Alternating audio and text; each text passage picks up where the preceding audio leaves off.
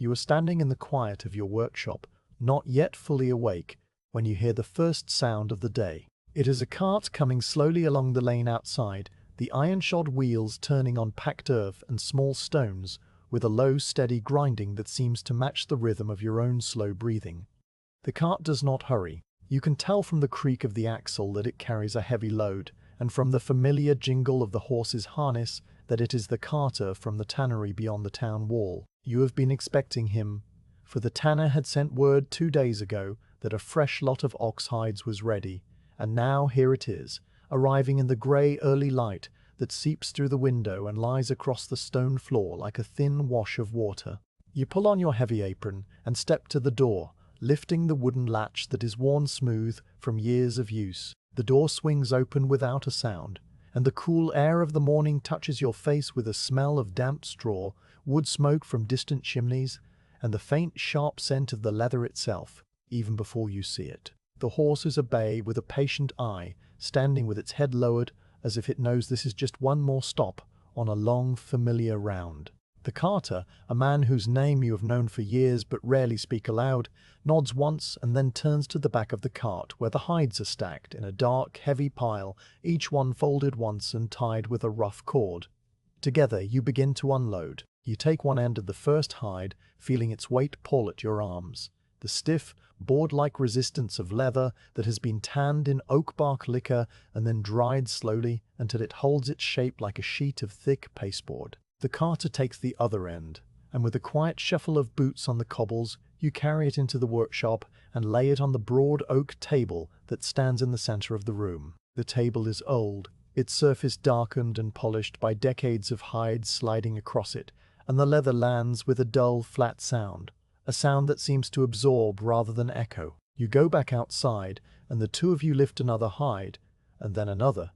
each one the same in its general shape, but different in the small details of grain and edge, and the faint marks left by the tanner's knife. The work of unloading takes a long while, not because there is so much leather, but because neither of you sees any reason to move faster than the slow pace that the morning itself has set. As you work, the carter says a few words about the road, how the ford at the river was low, how the mist lay thick in the hollows, but his voice is a murmur that you do not need to answer. The town around you is still mostly asleep, though somewhere a dog barks twice and then settles, and from the direction of the market cross comes the soft, irregular tapping of a hammer on wood where a stall is being repaired. These sounds reach you distantly, as though heard through a layer of wool, and they do not interrupt the quiet of your own thoughts. You are thinking about the hides themselves, the way they will need to be soaked first, then stretched on the beam, then oiled and worked with the slicker, until they become soft and pliable enough for the saddler and the shoemaker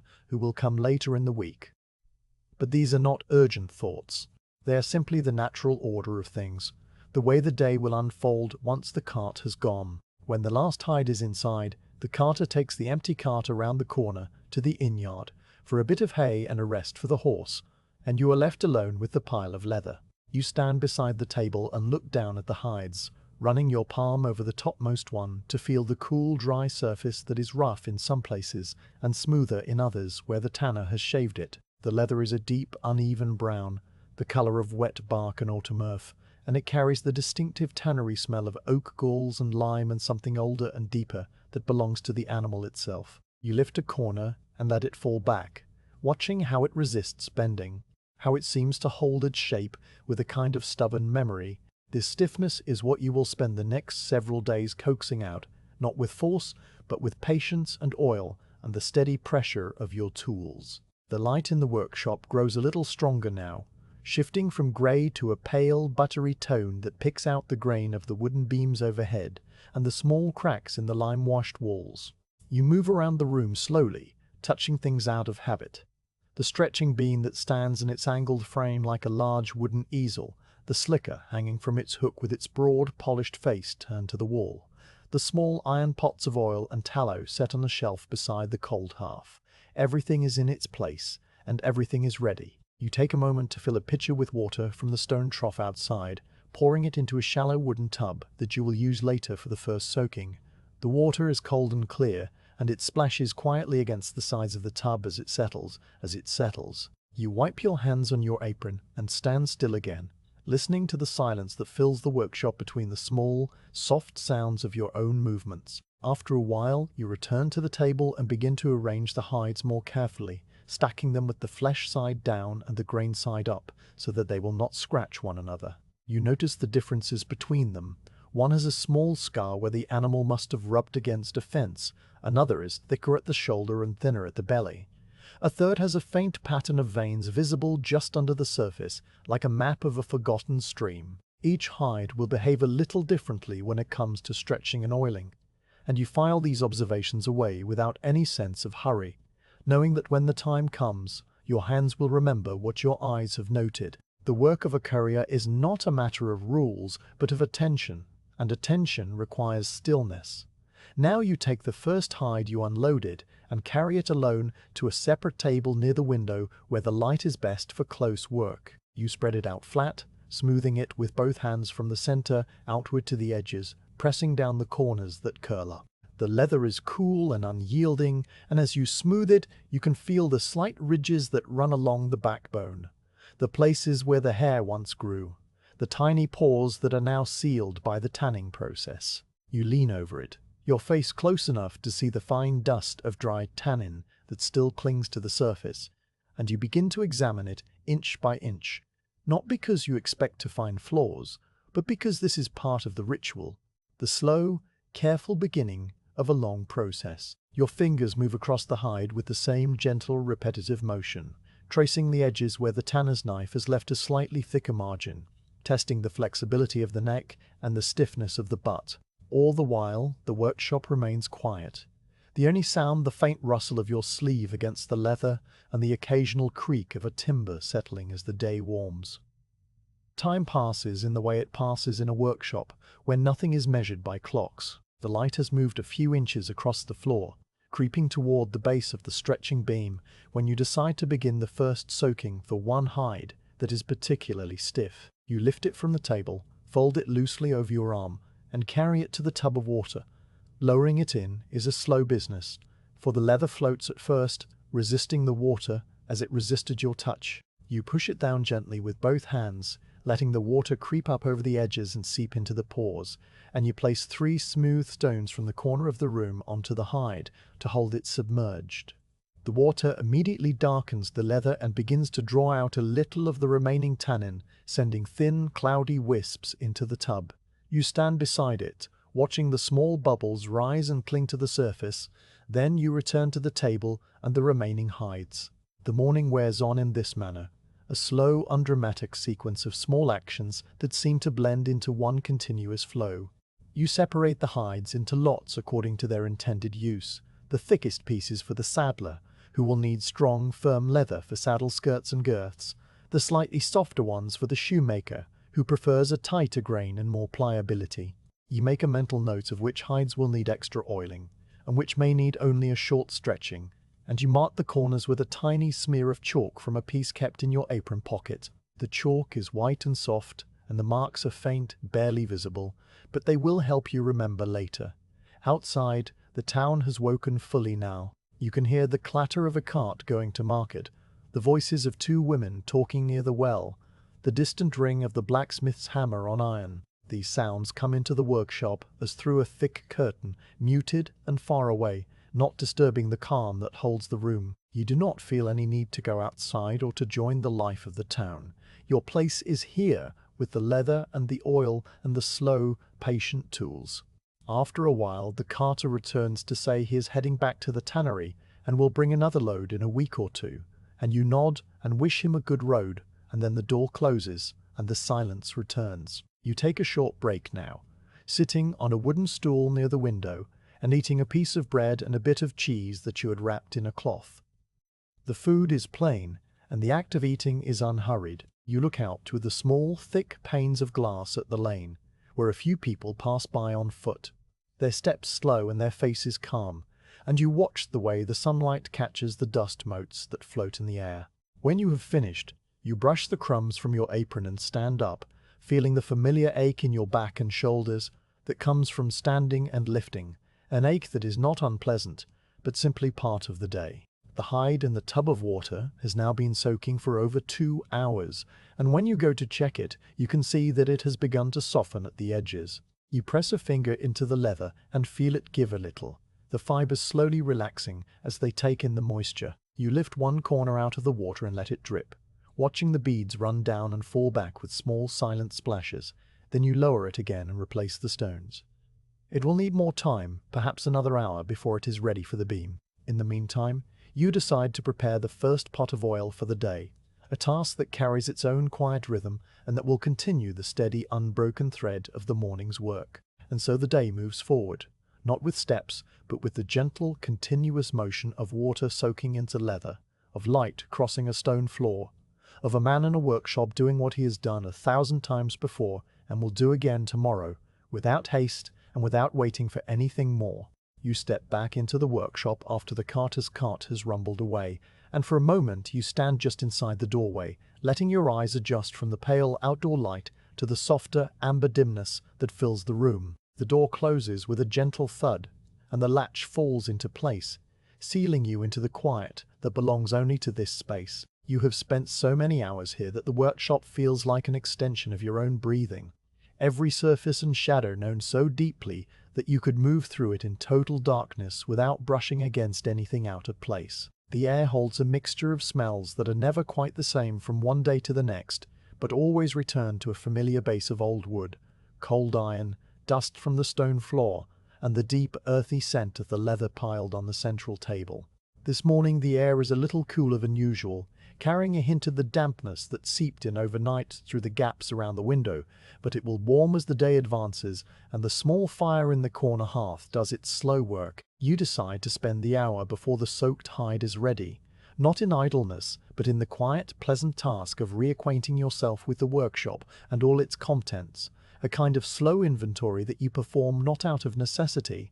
but out of a curious habit of attention. The room is not large, perhaps 12 paces long and 8 wide, with a ceiling crossed by exposed oak beams that are dark with age and smoke from the hearth. The walls are lime-washed, though the white has mellowed over the years into a soft cream, the color of old parchment, and here and there the plaster has flaked away to reveal the wattle and daub beneath. The floor is made of broad flagstones, uneven and worn smooth in the center, where countless feet have shuffled and turned, and a little rougher near the walls where small drifts of dust and stray bits of leather trimming have collected. A single window, set deep in the thick wall, looks out onto the lane, its small panes of greenish glass filtering the light so that it falls in square, hazy patches that shift with the slow movement of the sun. You begin your walk around the room, not because you need to check anything, but because moving slowly from one station to the next is a way of settling your mind into the day's work. The first thing you approach is the stretching beam, which is really 2 pieces of wood fixed together into a frame that stands at a slight angle against the far wall. The beam itself is a long, smooth length of beech, rounded on top and flattened on the sides, supported by 2 sturdy legs that are braced with crosspieces to prevent any wobbling. Over the years, the wood of the beam has absorbed so much oil from the countless hides that have been stretched across it that it now gleams with a deep, almost black sheen in the center, fading to a lighter brown at the ends where fewer hides have reached. You run your hand along its length, feeling the cool, satiny surface under your palm, and the faint undulations of the grain that the oil has not completely filled. The curve of the top is gentle, just enough to allow the hide to be draped over it, and worked with the slicker without slipping. At the base of the beam, a wooden tray catches the drips of oil and water that fall during the stretching, and you see that it needs emptying, though there is only a thin, dark residue at the bottom. You make a note to do this later, but for now you simply pass your cloth over the beam once, to remove any dust that might have settled overnight, a motion so automatic that your hand completes it before your conscious mind has fully registered the act. Beside the beam, hanging from an iron hook set into the wall, is the slicker. You lift it from its resting place and hold it in both hands, turning it over to study the way the light catches its polished face. The slicker is a tool of simple design, a broad, flat piece of hardwood that fits comfortably in 2 hands, with a slightly curved working edge that is rounded and smooth, free of any sharp corners that might catch or tear the leather. The wood is as dark as the beam, stained by years of contact with oil and the fibers of countless hides, and its surface has become so smooth that it feels almost like glass under your fingertips. The grip area at the back is worn to a subtle hollow where your fingers naturally curl around it, a shape formed not by design but by the accumulated pressure of thousands of hours of use. You hold it for a moment, feeling its weight and balance, then hang it back on the hook with a quiet clink, letting it rest against the wall where it will wait until you are ready to begin the stretching. From the beam and the slicker, you move to the shelf on the opposite wall where your supply of oils and dressings is kept in a neat row of iron pots and stoneware jars. Each container has its own faint fingerprint of use, a drip down the side that has hardened into a glossy amber bead, a smear of tallow on the rim, a wooden spatula resting across the top of a pot of neatsfoot oil with its handle darkened by absorption. You lift the lid of the largest pot which holds the cod oil and breathe in its warm, slightly fishy aroma that is not unpleasant but rather full of depth and richness. The oil is clear and golden, its surface still and reflective like a small dark mirror. You stir it gently with the spatula, watching the slow, lazy swirl that spreads from the center outward. Then replace the lid with care. Next to the cod oil is the tallow, which is hardened into a pale, creamy block after cooling overnight. You scrape a small amount onto your finger and rub it between thumb and forefinger, feeling it soften and melt from the warmth of your skin. The neatsfoot oil, which you keep in a smaller stone jar with a cork stopper, is lighter in color and milder in scent, a thin, yellow liquid that will give the leather a particularly smooth finish. You check each pot not because you doubt that they contain enough for the day's work, but because this small ritual of inspection is part of the pleasant, unhurried overture to the tasks ahead. Beneath the oil shelf, on the floor, sits the wooden tub that you filled earlier with water for soaking the first hide. You kneel beside it and look down into the clear, still water, which has now taken on a faint, brownish tint from the tannin leaching out of the leather. The 3 smooth stones you placed on the hide are visible through the water, their edges softened by the refraction, and the hide itself lies below them like a dark shape in a dream. You dip your hand into the water to check its temperature, finding it still cold but not unpleasantly so, the kind of cold that feels clean and quiet. The action of dipping your hand sends small ripples across the surface, and you watch them travel to the edges of the tub and then disappear, leaving the water as still as before. There is nothing else to do for the hide at this moment, so you rise and move on. The hearth in the corner is a simple construction of brick and stone, with a small iron grate on which you can set a pot or a kettle. It is not lit for warmth alone, but also for heating the oils and for keeping the workshop from becoming too damp during the wetter months. You crouch before it now and begin the process of laying a new fire for the day. There is a small pile of dry kindling in a basket beside the hearth, twigs and splinters of wood left over from the carpenter's yard, and a stack of split logs that have been seasoned for at least a year. You take a handful of kindling and arrange it in a loose nest on the grate, placing a few thin shavings of wood at the center and building outward with slightly larger sticks until the structure feels right. On top of this, you set 2 small logs, angling them so that air can flow underneath. You strike a spark with your flint and steel, catching the tinder of charred cloth that you keep in a small tin, and the first tiny flame appears, yellow and trembling. You blow gently on it, watching it strengthen and spread to the kindling, which crackles and pops with a comfortable, homely sound. The fire establishes itself without hurry, and soon the flames are steady and tall enough to heat the iron pot that you will later use for warming the oil mixture. You add another log, brush the bits of bark from your apron, and stand up, leaving the fire to settle into its slow, red burn. The room begins to feel the subtle change that the fire brings, a faint warmth that spreads outward from the hearth and takes the edge off the cool air. The light from the flames adds a soft, flickering orange to the daylight, and the shadows in the corners of the room dance gently. You walk to the window and stand there for a while, looking out at the lane where nothing much is happening. A woman carrying a basket of washing walks past. A cat sits on a wall washing its face. A pigeon flutters down to peck at something invisible in the dust. The glass is thick and slightly wavy, so the scene outside appears a little distorted and distant, as if it belongs to another world altogether. You turn away from the window and continue your slow tour of the workshop, your footsteps making only the softest scuff on the flagstones. On the wall beside the door hangs your leather apron, a heavy garment of thick hide that you wear to protect your clothing from oil and water. It has its own small history, visible in the stains that map its surface, a dark patch of cod oil near the right hip,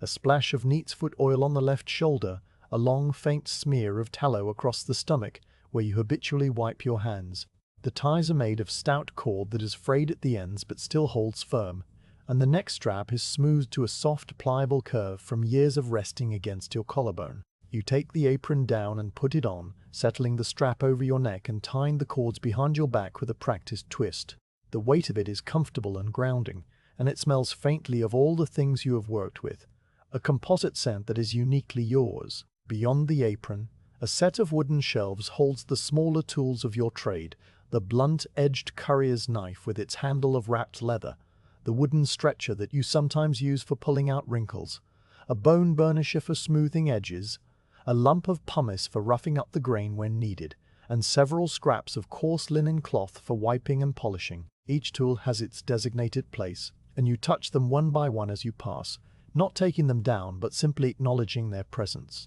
The knife is cool to the touch, its blade thick and dull, more like a spatula than a cutting instrument, designed to skive off bumps and unevenness rather than to slice. The bone is pale and smooth, with a slight natural curve, and the pumice is rough against your thumb. These objects have been in the workshop for so long that they have become almost like living things, each with a role and a nature that you know by heart. Now you take a few moments to tidy the room, an act that is never rushed but carried out with the same slow, deliberate care as everything else. You fetch the heather broom from its corner by the hearth and sweep the floor in long, easy strokes, gathering the dust and the stray bits of leather trimming into a small pile near the door. The broom makes a soft, swishing sound over the stone, a sound that is as much a part of the workshop as the smell of oil or the gleam of the beam. You collect the pile in a wooden scoop and carry it outside to the midden, returning to find the floor clean and smooth, the stones looking somehow brighter under their newly exposed surface. You then take a damp cloth and wipe down the oak table where the hides are stacked, removing the faint coating of dust that had settled there and leaving the wood gleaming with a dark satiny luster. The cloth comes away grey, and you rinse it in the bucket of water you keep beside the door, wringing it out with a twist of your wrists before hanging it over a peg to dry. The workshop is now as it should be, the beam ready, the slicker waiting, the oils in order, the fire alive and giving off a steady heat, the hides sitting in their pile like a promise of work to come. You pull the wooden stool out from under the table and sit down for a little while, letting your gaze wander around the room without focusing on anything in particular. The fire crackles softly and sends small pops of resin into the air. The half-soaked hide in the tub is a silent, dark presence. The tools hang in their places. The window brightens slightly as a cloud passes away from the sun. You feel the deep, quiet satisfaction that comes from being entirely prepared, from knowing that everything is in its correct place and that the hours ahead will be filled not with urgency but with slow, patient, skillful work. You do not need to think about what comes next, because your hands already know, and you do not need to hurry because the leather itself refuses to be hurried. After a time you rise from the stool and cross to the beam, running your hand over its surface once more, and you notice that the hide in the tub is now soft enough at the corners to begin the first stretching, and so the next part of the day flows naturally from the last, one slow moment following another, as the workshop settles into its long, quiet rhythm. The morning arrives without any fanfare, a slow brightening of the window that you notice only because the shadows on the flagstones begin to retreat toward the walls. You have come to the workshop early, as you always do, letting yourself in with the iron key that hangs from your belt, and the first thing you do is stand for a moment in the center of the room to let the stillness of the night settle into something ready for work. The air is cool and carries the faint, not unpleasant smell of cold ashes from yesterday's fire, along with the steady, earthy scent of the leather that has become so familiar you hardly notice it anymore. After a minute or two of simply breathing, you move to the hearth and crouch down to rebuild the fire from the embers that have kept a dim orange heart under the ash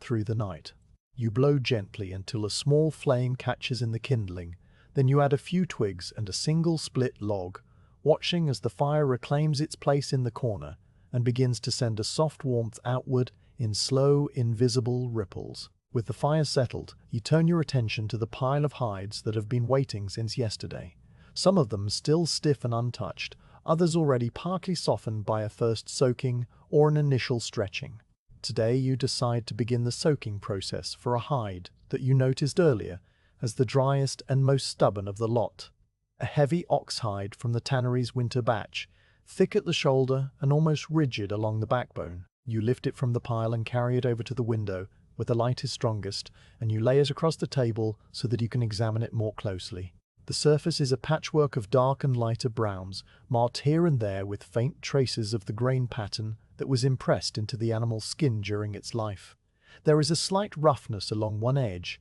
where the tanner's knife skimmed a little too shallow, and a small hard knot of scar tissue near the center that will need extra attention later when you come to the stretching and slicking. You run your hand over the hide, feeling its resistance, its cool, dry texture that is almost brittle in places, and you confirm to yourself that this one will need a long, patient soaking before it will yield to the beam. The trough that you use for soaking stands against the far wall, made of thick oak planks bound with iron bands, and it is large enough to hold a full hide when folded once. You check inside it to make sure it is clean, brushing out a few dry leaves that must have blown in through the open door yesterday. Then you take the wooden bucket from its hook by the hearth and go outside to the stone trough in the lane that carries water from the town spring. The walk is short, perhaps 20 paces, and the morning air touches your face with a cool, damp freshness that smells of wet earth and the faint sweetness of wood smoke from nearby chimneys. At the stone trough, you fill the bucket by letting it sink slowly into the clear, cold water, watching the bubbles rise and the surface tremble, and then you carry it back with both hands, careful not to slosh it on your boots, the weight of it pulling pleasantly at your arms. You repeat this journey several times, filling the soaking trough halfway, then a little more, until there is enough water to cover the folded hide with a depth of about 4 fingers. The water is so clear that you can see the grain of the oak planks at the bottom, with a slight shimmer where the light from the window catches the surface. Now you lift the stiff hide from the table and carry it to the trough, folding it once across its middle so that it will fit inside without bending too sharply. As you lower it into the water, the leather resists at first, floating stubbornly on the surface as though unwilling to accept the change that is coming. You press it down gently with both hands, feeling the cold water rise around your wrists and soak into the cuffs of your sleeves, and you hold it there while the water slowly seeps into the pores, darkening the surface inch by inch from the edges inward. The hide begins to sink of its own accord after a minute or two, and you release your pressure gradually, letting it settle onto the bottom of the trough with a soft, muffled sound that is more felt than heard. To keep it fully submerged, you take 3 smooth stones from the pile that you keep in the corner for this very purpose, each one rounded and cool, worn to a pleasing shape by years of use in the trough,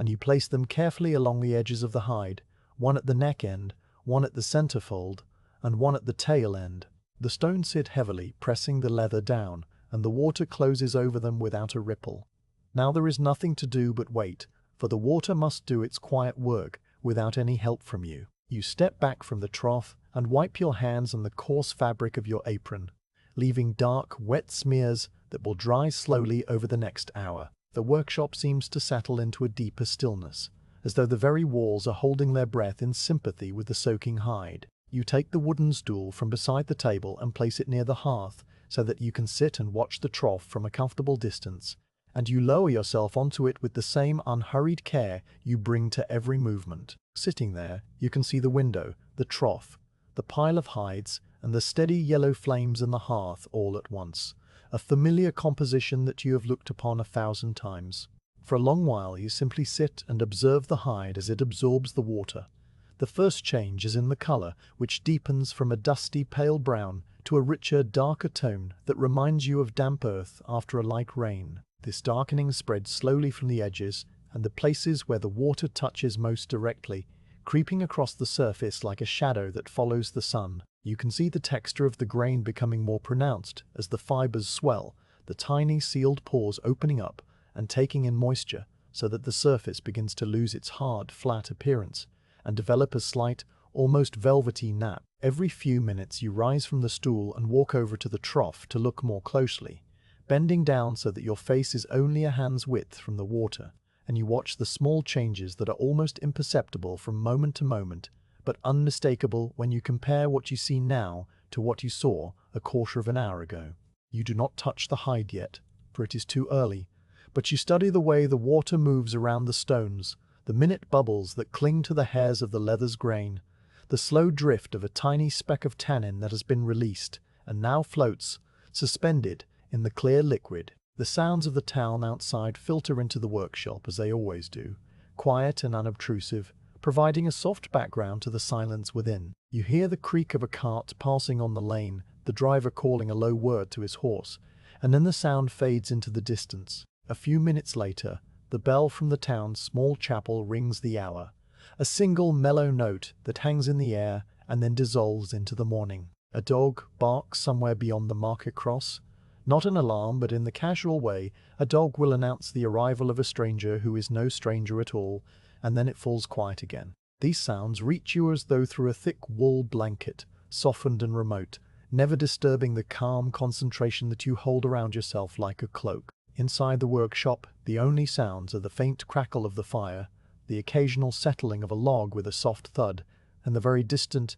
almost imagined sound of the water doing its gentle work. After the first half hour has passed, you stand and walk to the trough once more, this time to turn the hide so that the part that was underneath will have its turn fully exposed to the water. You lift the stones off one at a time, setting them on the floor beside the trough with a quiet clunk, and then you slip your hands into the water and take hold of the hide by the edges. The leather has already begun to soften, and you can feel the difference as you lift it. Where it was once so stiff that it would hold its shape like a board, it now bends a little in your grip, its edges drooping slightly, and water streaming from the folds in steady, thin rivulets. You turn it over in the water, pressing the previously submerged side upward and the dry side downward, and you smooth it gently with your palms, encouraging the water to reach every part of the surface. Then you replace the stones, positioning them carefully as before, and you withdraw your hands, shaking the cold droplets from your fingers onto the stone floor.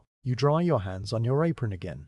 noticing that the damp patches from earlier have begun to fade as the fabric slowly dries in the warmth of the fire. Returning to your stool, you settle into another long period of waiting, the kind of waiting that is not empty, but full of quiet observation. You watch the water in the trough catch the light in a different way now, as the sun climbs a little higher, the reflection wobbling on the surface and sending a faint dancing pattern of light onto the whitewashed wall above the trough. The fire continues its low, steady burn, and the heat from it spreads across your back and shoulders in a comfortable, gentle fashion, easing the small ache that always comes from morning's first movements. You let your gaze wander from the trough to the window and back again, following the slow drift of a dust mote that hangs in a shaft of sunlight, and you think about nothing in particular, your mind as calm and clear as the water itself. Another hour passes, measured not by a clock, but by the slow progression of the light across the floor and the deepening of the hide's color in the trough. When you rise to check it again, you find that the leather has undergone a more pronounced change. The edges that were once stiff and unyielding are now quite soft, bending easily under the pressure of your thumb, and the central part of the hide, which was the driest and most resistant, has become noticeably more pliable. You press a finger into the grain and feel the fibers give way with a spongy resistance, a sure sign that the water has penetrated through the entire thickness. The hide has also become darker and more uniform in color, the lighter patches having absorbed their fill and blended into the surrounding areas. You lift one corner out of the water and hold it up to the light, watching the way the newly softened leather drapes slightly over your hand, the drips falling back into the trough with small, musical splashes. The water in the trough has taken on a faint, tea-like cloudiness from the tannin and impurities leached out of the leather, and you make a mental note to change the water before soaking another hide.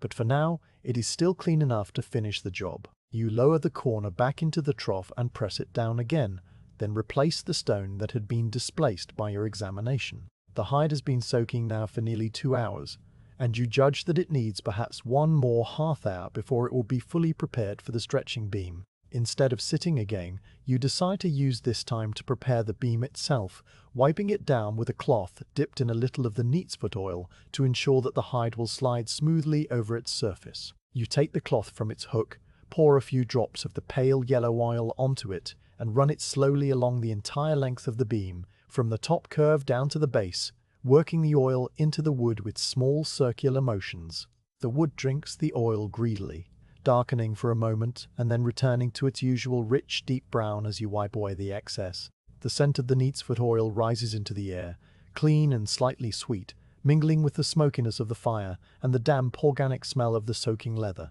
When you are satisfied that the beam is perfectly smooth and ready, you hang the cloth back on its peg and return to the stool, where you sit once more and allow the remaining minutes to slip past in the same slow, measured way. The final change in the hide comes so gradually that you almost do not notice the exact moment when it is complete. You simply look into the trough at one point and see that the leather lies fully saturated, its entire surface a uniform, dark brown, the edges no longer curling upward but resting flat and loose against the stones. When you touch it, the hide feels heavy and cool, its stiffness entirely gone, replaced by a limp, pliable softness that promises to take the oil well and stretch without cracking. You remove the stones one last time and lift the hide from the water, allowing it to drain for a few seconds over the trough, the excess water streaming off in sheets and falling with a soft, continuous patter. The weight of the soaked leather is considerable, and you carry it with both arms to the table,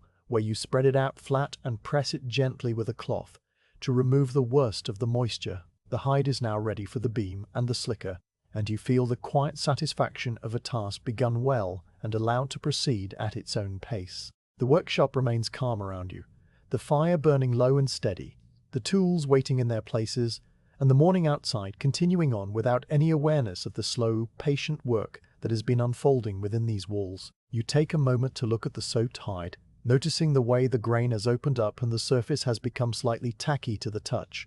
and then you turn toward the stretching beam, ready to begin the next part of the long, gentle process that will transform this stiff piece of tanned leather into something soft and serviceable for the saddler or the shoemaker. While the stiff hide continues its long, quiet soak in the wooden trough, the water slowly leaching out the last of the tannin's rigidity, you turn your attention to another part of the day's work that must be done before any stretching can begin. It is the preparation of the oil mixture, a simple but careful task that will make the difference between a hide that softens smoothly and one that resists every pass of the slicker. You leave the soaking leather where it lies, held under the cool water by its 3 smooth stones, and you walk across the workshop to the corner where the hearth glows with a steady, low flame. The fire has been burning long enough now that a bed of hot embers has formed under the logs, and the air nearby is warm and dry, carrying the faint scent of beechwood smoke. This is the place where you always prepare your oils,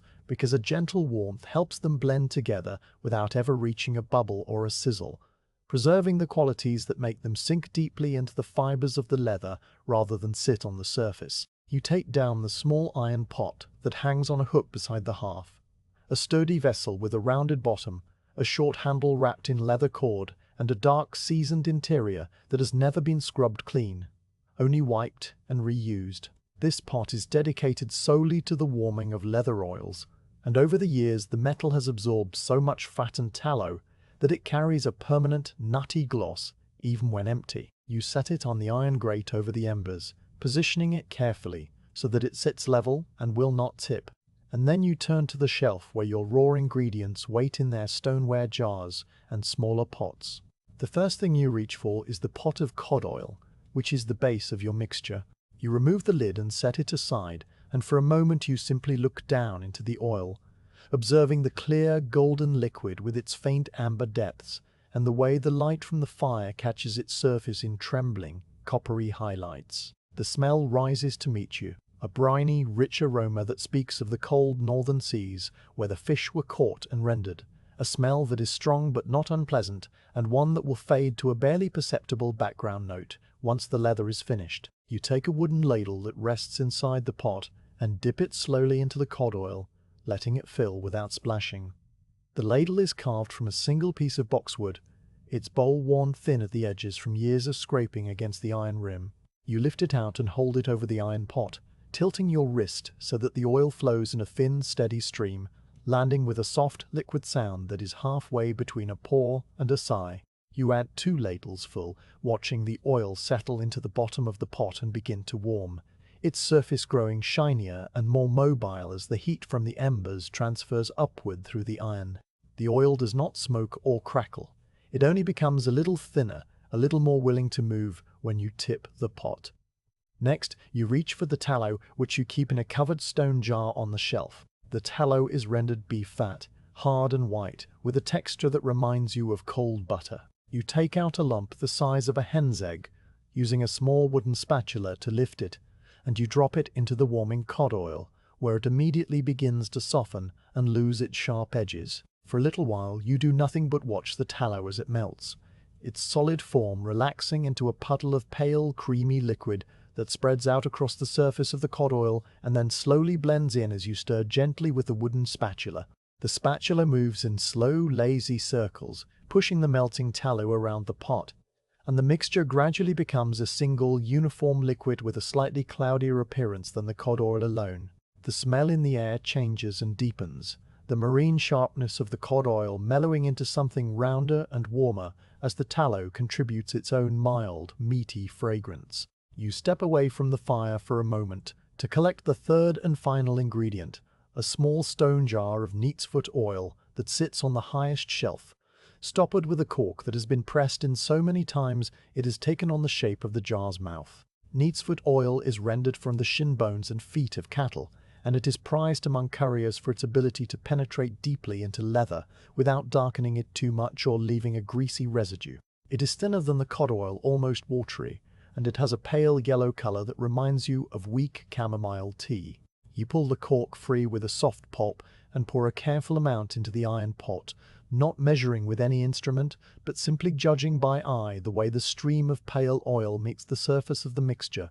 and creates a faint, swirling pattern before disappearing. You add just a splash, no more than would fill a small cup, because too much neatsfoot oil can make the leather too soft and floppy, and you know from long practice that a little is enough. With all 3 ingredients now in the pot, you return your full attention to the gentle work of stirring and heating. The spatula moves continuously, its flat wooden blade pressing the oils against the side of the pot and then releasing them, creating a slow, rhythmic current that keeps the mixture from ever settling or separating. The warmth from the embers is steady and mild, so the oil never approaches anything like boiling. It only grows pleasantly warm, enough that you can feel the heat radiating from the pot when you lean close. Every so often you lift the spatula and let the oil drip from it back into the pot, observing the color, which has become a medium amber with a slight cloudiness that will clear as the last of the tallow fully integrates. The oil clings to the spatula in a thin, glossy film, and when you touch a drop to the back of your hand, it feels smooth and silky, neither too thick nor too thin, with just the right amount of slip for working into leather. While the oil continues its slow warming on the fire, you decide to prepare the stretching beam for the work ahead, a task that fits naturally into this waiting period. You leave the spatula resting across the top of the pot, its handle projecting outward, so that you can take it up again easily, and you walk over to the beam that stands in its angled frame against the wall. The beam itself is a familiar, reassuring presence, its long, rounded top gleaming faintly in the mixed light from the window and the fire, and its surface bears the marks of countless oilings in the form of a deep, dark patina that runs along the center where most of the stretching happens. You run your hand over it and feel a slight tackiness, the residue of yesterday's work, still a little sticky from the oils that dried there overnight. This needs to be cleaned and freshly greased, so that the soaked hide will slide and stretch without catching or dragging. From a peg near the beam, you take down a clean, coarse cloth of woven linen, the kind that has been washed so many times it has become soft and almost fluffy around the edges. You pour a small amount of warm water from the kettle that sits on the hearth into a shallow wooden bowl, then dip the cloth into it, wring it out until it is just damp, and use it to wipe the entire length of the beam from top to bottom. The water loosens the old oil residue, and you work the cloth in long, overlapping strokes, feeling the texture of the wood grain change under your hand from tacky to clean and smooth. You rinse the cloth once, wipe the beam a second time to remove any remaining trace of the old oil, and then take up a dry cloth to polish the wood until it no longer feels damp. The beam now looks almost matte, its surface clean and ready to receive the new dressing. Now comes the greasing itself, a process that you've performed so many times that your hands carry it out with no conscious thought.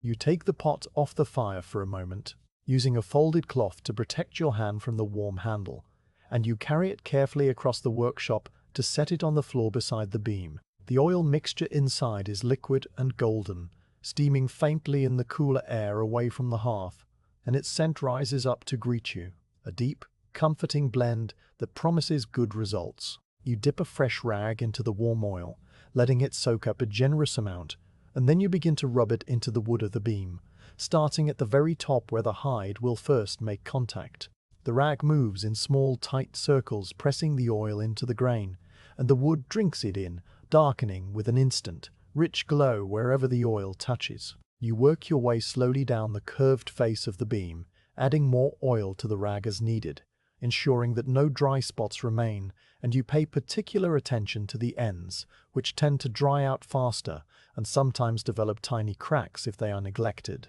The oil fills these tiny fissures, sealing them and leaving behind a smooth, unbroken surface.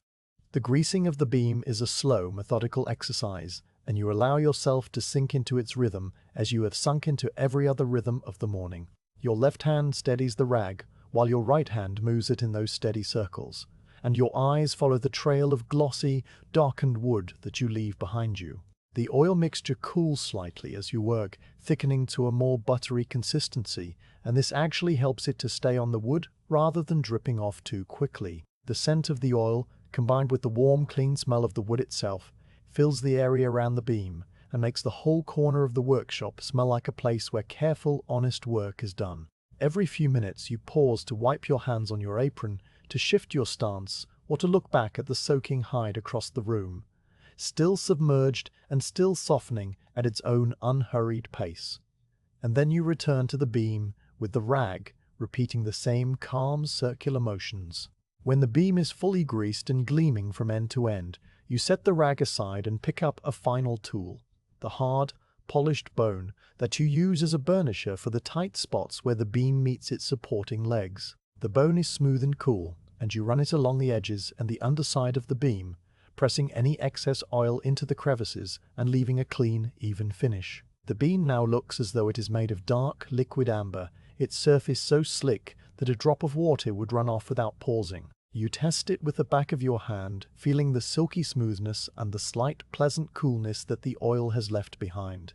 And you know that it is perfectly prepared for the stretching to come. With the beam ready, you lift the iron pot and carry it back to the hearth, setting it on a cool corner of the grate where it will stay gently warm but not overheat. You place the lid loosely on top to keep any dust from settling into the oil, and you return to your stool for a brief rest, letting your gaze travel around the workshop as it is now, the fire low and steady, the window brightening, the soaking hide dark and still in its trough, the beam gleaming and expectant. The waiting time is almost over, for when you next examine the hide, you find that it is perfectly soft and pliable, its entire structure relaxed by the water. The moment has come to carry it to the beam, to drape it over that well-oiled curve, and to begin the long, slow stretching and oiling that will change it from a stiff piece of tanned leather into something fit for the saddler's needle or the shoemaker's last. You rise from the stool, take up the damp hide in your arms, and cross the room toward the waiting beam,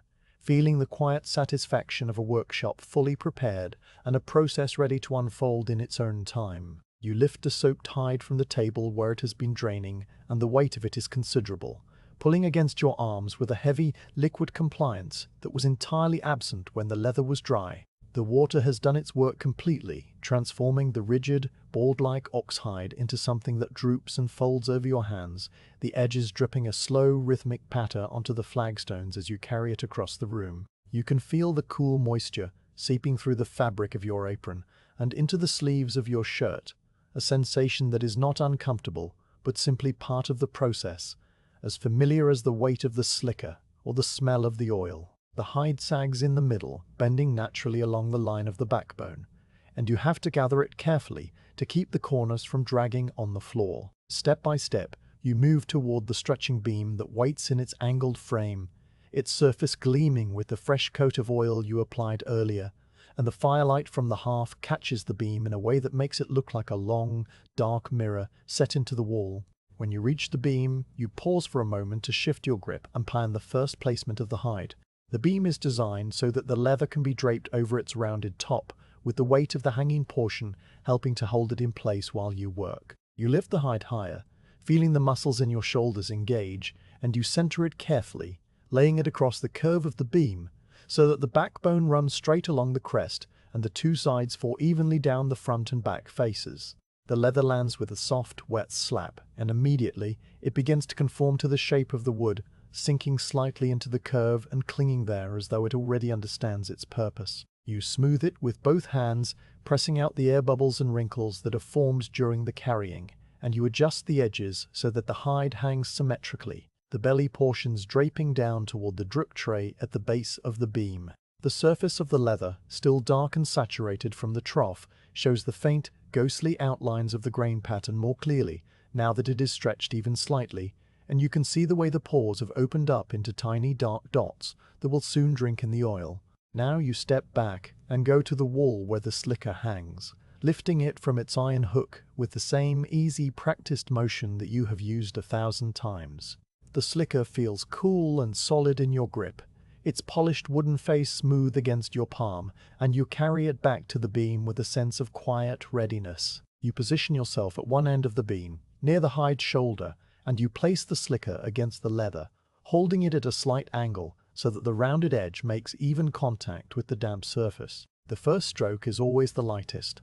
a kind of introduction between the tool and the material, and you push the slicker slowly away from you, applying a gentle, even pressure that travels from your hands through the wood and into the leather. The slicker glides over the hide with a soft, dragging sound, a low hush that is part friction and part the moisture being squeezed gently through the fibers. The leather moves under the tool, stretching minutely as the slicker presses it against the curve of the beam, and you can feel the resistance, a kind of firm, living pushback that tells you the fibers are beginning to realign. You draw the slicker back and begin again, setting a rhythm that is neither fast nor slow, but governed entirely by the response of the leather under your hands. Each stroke follows the same path. You start at the center near the backbone and push outward toward the belly, carrying the skin with you so that it spreads wider by a fraction of an inch with every pass. The slicker never stops, but its speed varies. Sometimes you slow down over a thicker area, feeling the tool ride up slightly and then settle as the fibers yield.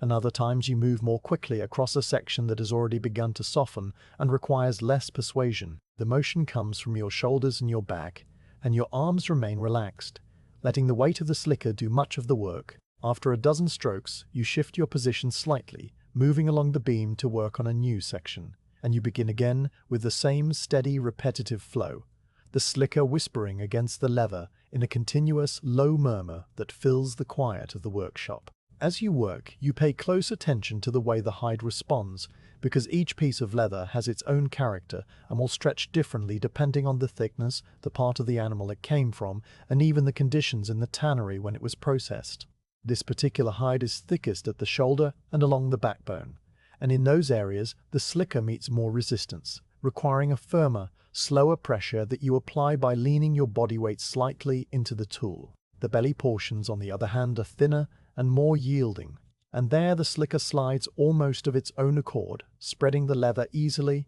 and leaving behind a smooth, even surface. You move back and forth between these areas, alternating the firm, deliberate strokes with the lighter, quicker ones, and gradually a pattern emerges on the hide, a kind of invisible map of where your hands have been and where they will go next. The leather begins to change as you work, losing the last of its soaked, heavy limpness and taking on a new, more structured pliability.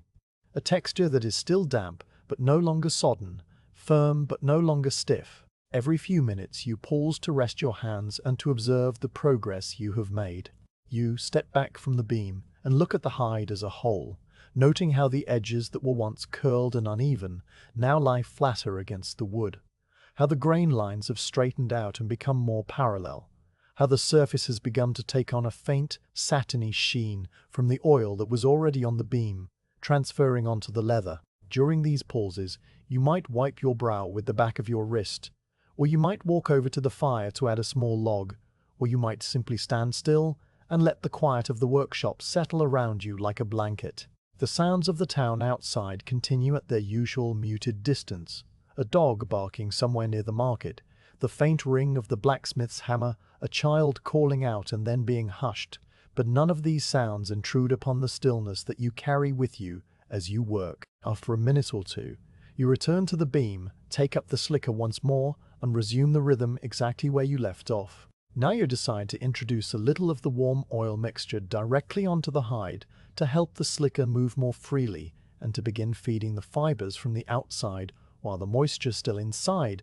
keeps them receptive. You walk to the hearth and lift the iron pot with a folded cloth carrying its warmth back to the beam, and you set it on the floor beside you so that you can reach it easily. With a small rag you dip into the oil and then dab it onto the surface of the leather in a series of small shiny spots that spread out as the oil warms against the damp hide. You do not apply too much, just enough to create a thin, glistening film that catches the light and makes the grain stand out with greater clarity. Then you take up the slicker again and begin to work the oil into the leather, using longer, slower strokes that spread the oil evenly across the surface and push it down into the open pores. The sound of the slicker changes now, becoming a softer, more liquid shushing that is almost like the sound of a hand smoothing silk, and the resistance under the tool decreases noticeably as the oil lubricates the fibers and allows them to slide past one another. The hide stretches further, its edges creeping outward by another small measure,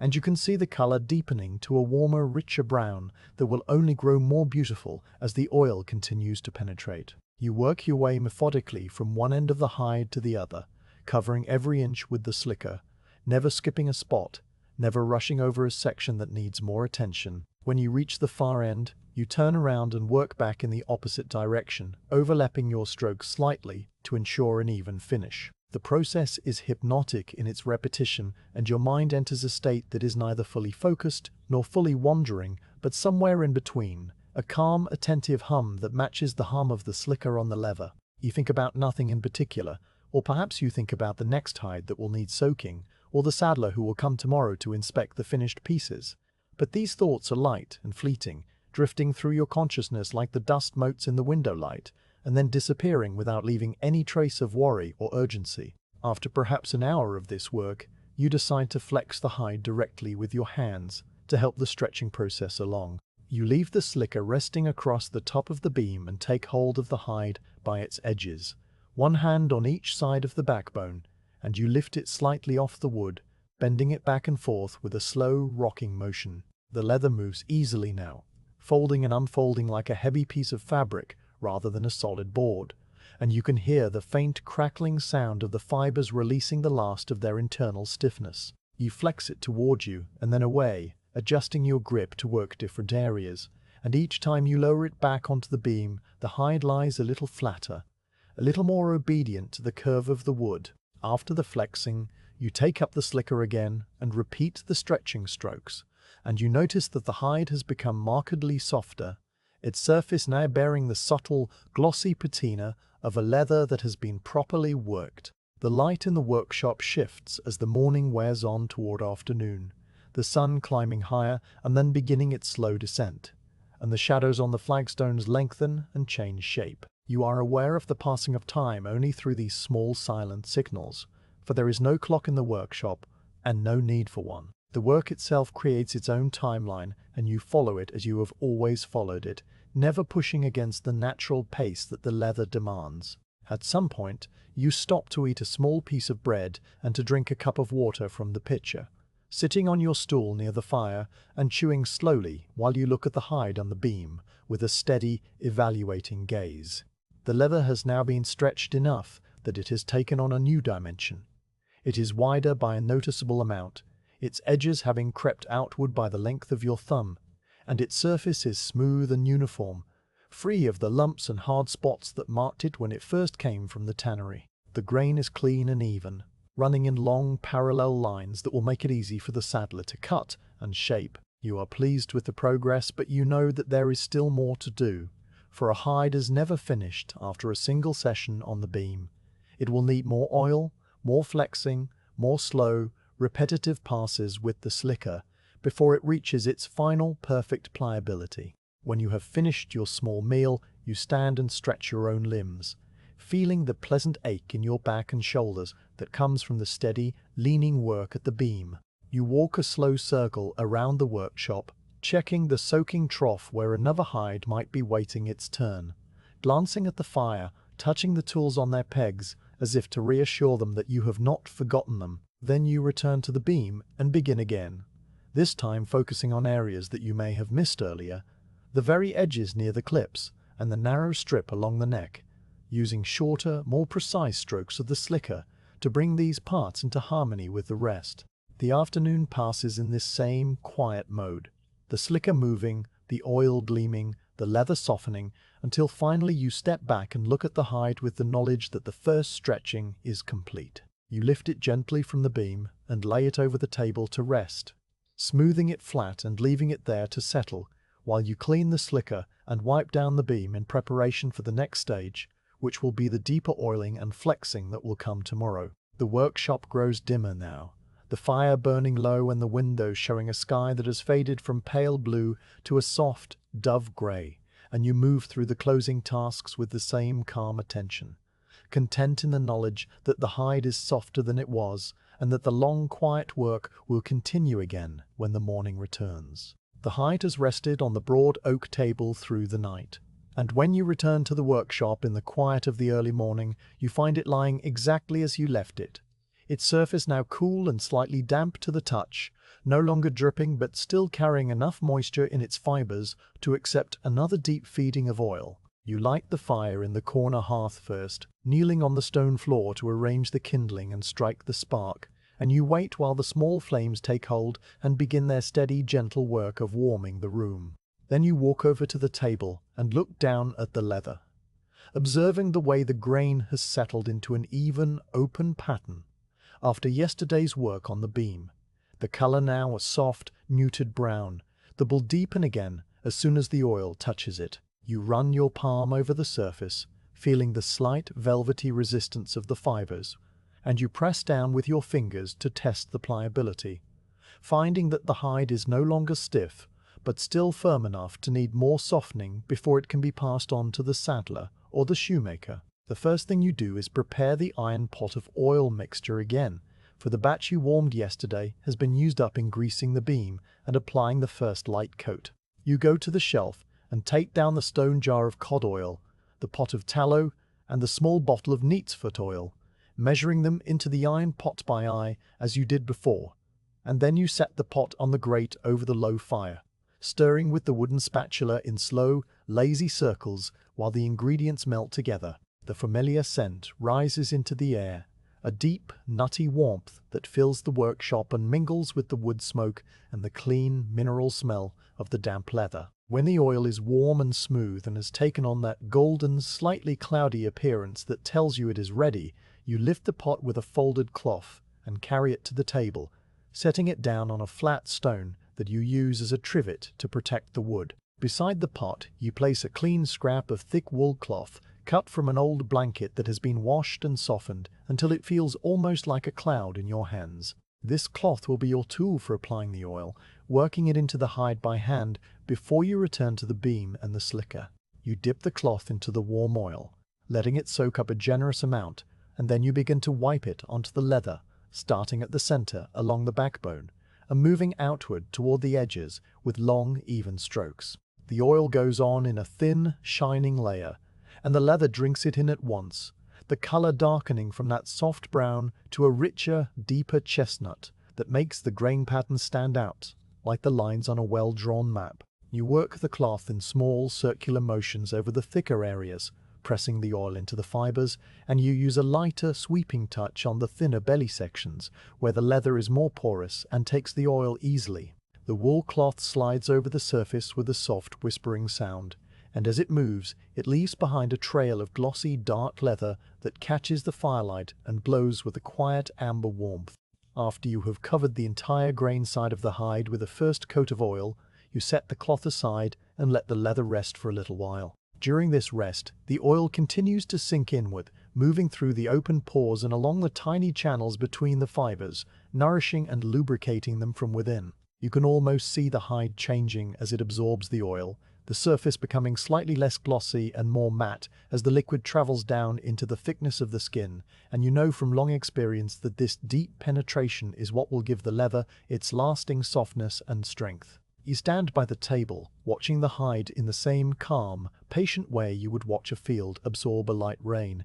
and you turn your attention now to the flesh side, the rough, suede-like underside that also needs oiling if the leather is to be thoroughly conditioned. You take hold of the hide by the edges and flip it over carefully, folding it back along the line of the backbone so that the flesh side is exposed. This side has a different texture entirely, a short, dense nap that feels like heavy velvet under your fingers, and its color is a paler, grayish-brown that will darken significantly once it is oiled. You dip the wool cloth into the pot again, pressing out the excess against the rim so that it will not drip, and you begin to work the oil into the flesh side with the same slow, methodical care you used on the grain. The oil sinks into this side even more quickly, disappearing into the nap in what seems like a single breath, and you have to reload the cloth several times to ensure that every part of the surface is evenly coated. Your hand moves in steady, overlapping circles, and you pay close attention to the edges, which tend to dry out faster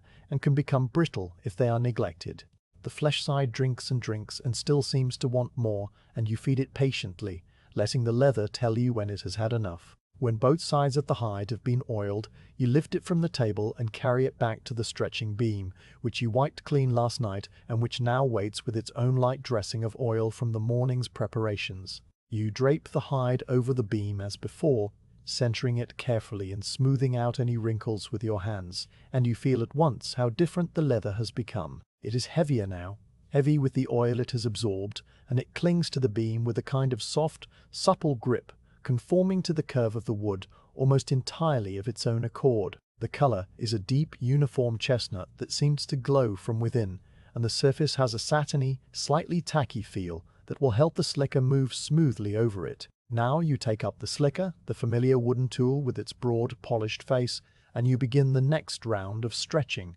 pushing the oil deeper into the fibers and working the hide into an even greater softness. The slicker moves easily over the oiled leather, gliding with a smooth liquid hush that is even softer than the sound it made yesterday, and the resistance under your hands is much reduced. Instead of the firm, stubborn pushback of a dry hide, you now feel a gentle, yielding resistance, as though the leather is cooperating with the tool, moving and stretching with each pass like a heavy, living fabric. You work along the backbone first, then out toward the shoulders and the belly, using the same long, steady strokes that are neither fast nor slow, but paced exactly to the rhythm of the leather's response. The slicker leaves a faint, gleaming trail behind it, pressing the oil ahead of it in a tiny wave that sinks in as soon as the pressure is released, and the surface becomes smoother and more uniform with every pass. You continue this work for some time, perhaps half an hour, perhaps a little more, until the hide has been thoroughly stretched and slicked on both sides.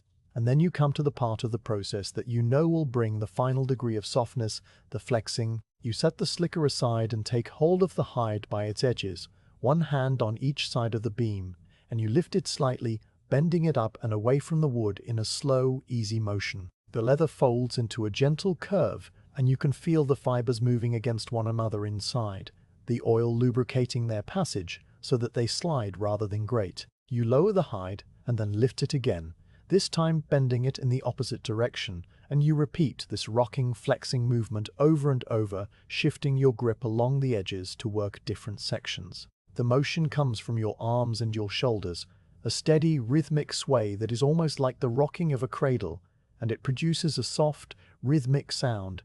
a kind of low, muffled creaking that is barely louder than your own breathing. With each flex, the leather becomes a little looser, a little more willing to bend, until it moves with a drape and a flow that is entirely different from the stiff, resistant board it was when it first arrived in your workshop. After the flexing, you return the hide to the beam and take up the slicker once more, using it to smooth out any small wrinkles that have appeared and to restore the even, polished surface. You apply another light coat of oil, this time using just the rag with a sparing amount, and you work it in with short, quick strokes of the slicker, closing the grain slightly and giving the leather a final protective finish. The surface now has a low, soft luster, Not a bright shine, but a deep inner glow that speaks of good health and proper care. The hide is nearly finished, and you can tell by the way it feels under your hands, soft and supple, with a firm body that will hold its shape in a saddle or a boot, but flexible enough to move and flex without cracking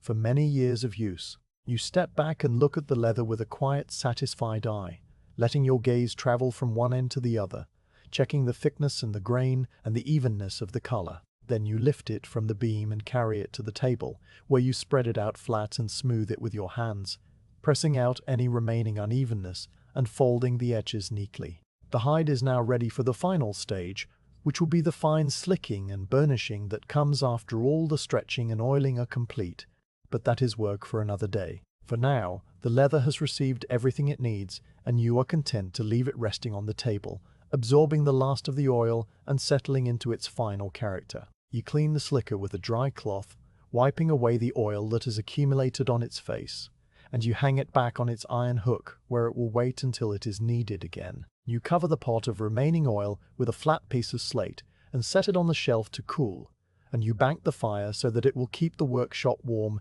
without burning too fast. The morning has passed into afternoon while you worked, and the light coming through the window has a softer, more golden quality now, the shadows lying long and gentle across the flagstones. You take your time tidying the workshop, sweeping the floor with the heather broom, rinsing the wool cloth in the bucket of water and hanging it to dry, wiping down the beam and the table until everything is clean and in its proper place. The scent of oil and leather lingers in the air, a peaceful, comforting smell that you have known for so many years that it has become the smell of home. At last, you pull off your apron and hang it on the peg by the door, and you stand for a moment looking back into the room. The hide lies on the table like a sleeping animal, dark and still and content, and the tools hang in their places, and the fire murmurs softly to itself in the grate. Tomorrow you will perhaps begin the soaking of another hide, or the saddler may come to claim this one, or the shoemaker will arrive with a request for a softer piece for a pair of ladies' shoes.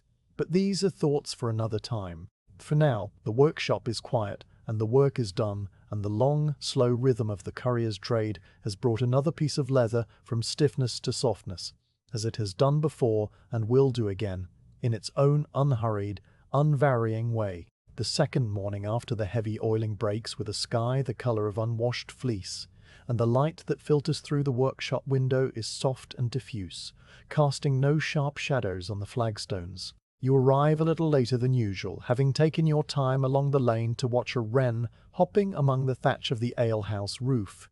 And when you push open the door, the air inside is cool and still, carrying the faint, settled scent of cold tallow and dried leather that always greets you after a night away. You go through the familiar motions of reviving the hearth, crouching to arrange a small nest of twigs over the dull embers, blowing gently until a single flame catches and begins to spread, then adding a split log that crackles and pops as it takes the heat. The fire quickly settles into its steady, quiet burn, and you stand for a moment with your back to it, letting the warmth seep through your shirt and loosen the slight stiffness in your shoulders. On the broad oak table, the hide you worked yesterday lies folded once, its surface now cool and only faintly tacky to the touch. You had left it there to rest overnight, knowing that the oil would continue to move through the fibers in its own slow way, and this morning it has reached the point where it feels firm, but no longer the least bit greasy, the grains smooth and tightly closed, the color a deep, even chestnut that looks as though it has been part of the leather forever. You run your palm over it once, feeling the pleasant velvety resistance, and then you lift it and carry it to a side table where you have been setting aside the pieces that are fully ready for trade. The hide lands with a soft, muffled sound, and you smooth it flat, aligning its edges with the corners of the table so that it will not develop any unwanted creases. This one, you think, will be suitable for the saddler when he comes, for it has been stretched twice and fed generously with oil, and it has the firm, substantial body that a saddler needs for his skirts and stirrup leathers. You turn back to the center of the room and take up the work that you had left unfinished yesterday. Another hide, this one slightly smaller and taken from a younger animal, which you had begun to soak in the trough before leaving. You walk over to the trough and look down into the water, which has grown a little cloudy overnight, and you see the hide lying under its 3 smooth stones, fully saturated and soft to the point of limpness. You lift the stones out one by one, setting them on the floor with their usual quiet clunk, and then you reach into the cold water and take hold of the hide, pulling it up and letting it drain for a moment over the trough, the water streaming off in thin, clear rivulets that patter onto the surface below. You carry it to the table and lay it out flat, pressing it with a dry cloth to absorb the excess moisture, and you are just about to carry it to the beam when you hear a sound that stops you where you stand. It is not a knock, for this visitor never knocks, but the soft, heavy tread of boots on the flagstones outside the door, and the brief, familiar scrape of a hand wiping soles on the iron boot scraper that you keep by the step. You know that sound as well as you know the sound of your own tools, and you do not need to look up to know who it is. The door swings inward with a low creak of its leather hinges, and the saddler enters your workshop, stooping slightly under the lintel, as he always does, a habit formed in doorways that were built for shorter men. He is a man of middle years with broad shoulders and large, capable hands that are stained dark around the fingers from the dyes and waxes of his own trade, and he wears a plain woolen coat the color of dry earth, a leather apron much like your own, and heavy boots that make a solid, measured sound as he walks across the flagstones. He closes the door behind him with the same unhurried care with which he does everything, and the latch falls into place with a soft click that seems to settle the room back into its quiet. You greet him with a slight nod and the kind of low word that passes between two people who have known each other for many years and have no need to fill the air with unnecessary talk. He returns the nod and comes to stand beside the beam, his eyes already moving over the workshop, taking in the hides on the table, the fresh one dripping quietly onto the flags, the old one resting on the side table, the pots of oil on the shelf, the slicker hanging on its hook. He has been here so many times that he could probably find what he needs in the dark, but still he looks, because this is part of his own slow, careful way of doing things, a way that matches your own in every important respect. He wipes his boots again on the mat by the door, even though he had scraped them outside, and then he folds his arms across his chest and settles into a comfortable stillness, waiting for you to show him what you have. You walk over to the side table and lift the heavy hide that you have prepared for him, carrying it back to the beam and draping it over the curved top so that the full length of it is visible in the light from the window. The saddler steps closer, leaning forward slightly, and he runs his thumb across the grain in that way he has, a slow, sweeping motion that travels from the shoulder all the way down to the belly, his calloused thumb pressing firmly enough to test the density of the fibers, but not so firmly as to leave a mark. The thumb passes over the tiny, almost invisible pores that the tanning and the stretching have closed into a smooth, even surface, and it pauses for a moment at the thicker part near the backbone where the leather is at its strongest, before continuing on to the softer edge. His expression does not change, for he is not a man who shows much on his face, but you can tell by the way he lingers over the good parts and passes quickly over the areas that are of less interest to him, that he is satisfied with what he feels. When he has finished his examination, he turns the hide over and looks at the flesh side, which you have slicked smooth and even. Then he checks the edges for any signs of weakness or uneven trimming, running his thumb along the full perimeter with a slow, deliberate attention that misses nothing. He does not speak during this inspection, and you do not interrupt him, because the silence between you is an easy one, filled not with awkwardness, but with the mutual understanding of two craftsmen who respect each other's work. At last he straightens up and gives a slow nod, a single measured dip of his chin that conveys more than any words could. The hide is good. It will serve his purposes. Now he does speak, but his voice is low and unhurried, barely more than a murmur, and he uses the same quiet, measured tone that you might use in a chapel or a library.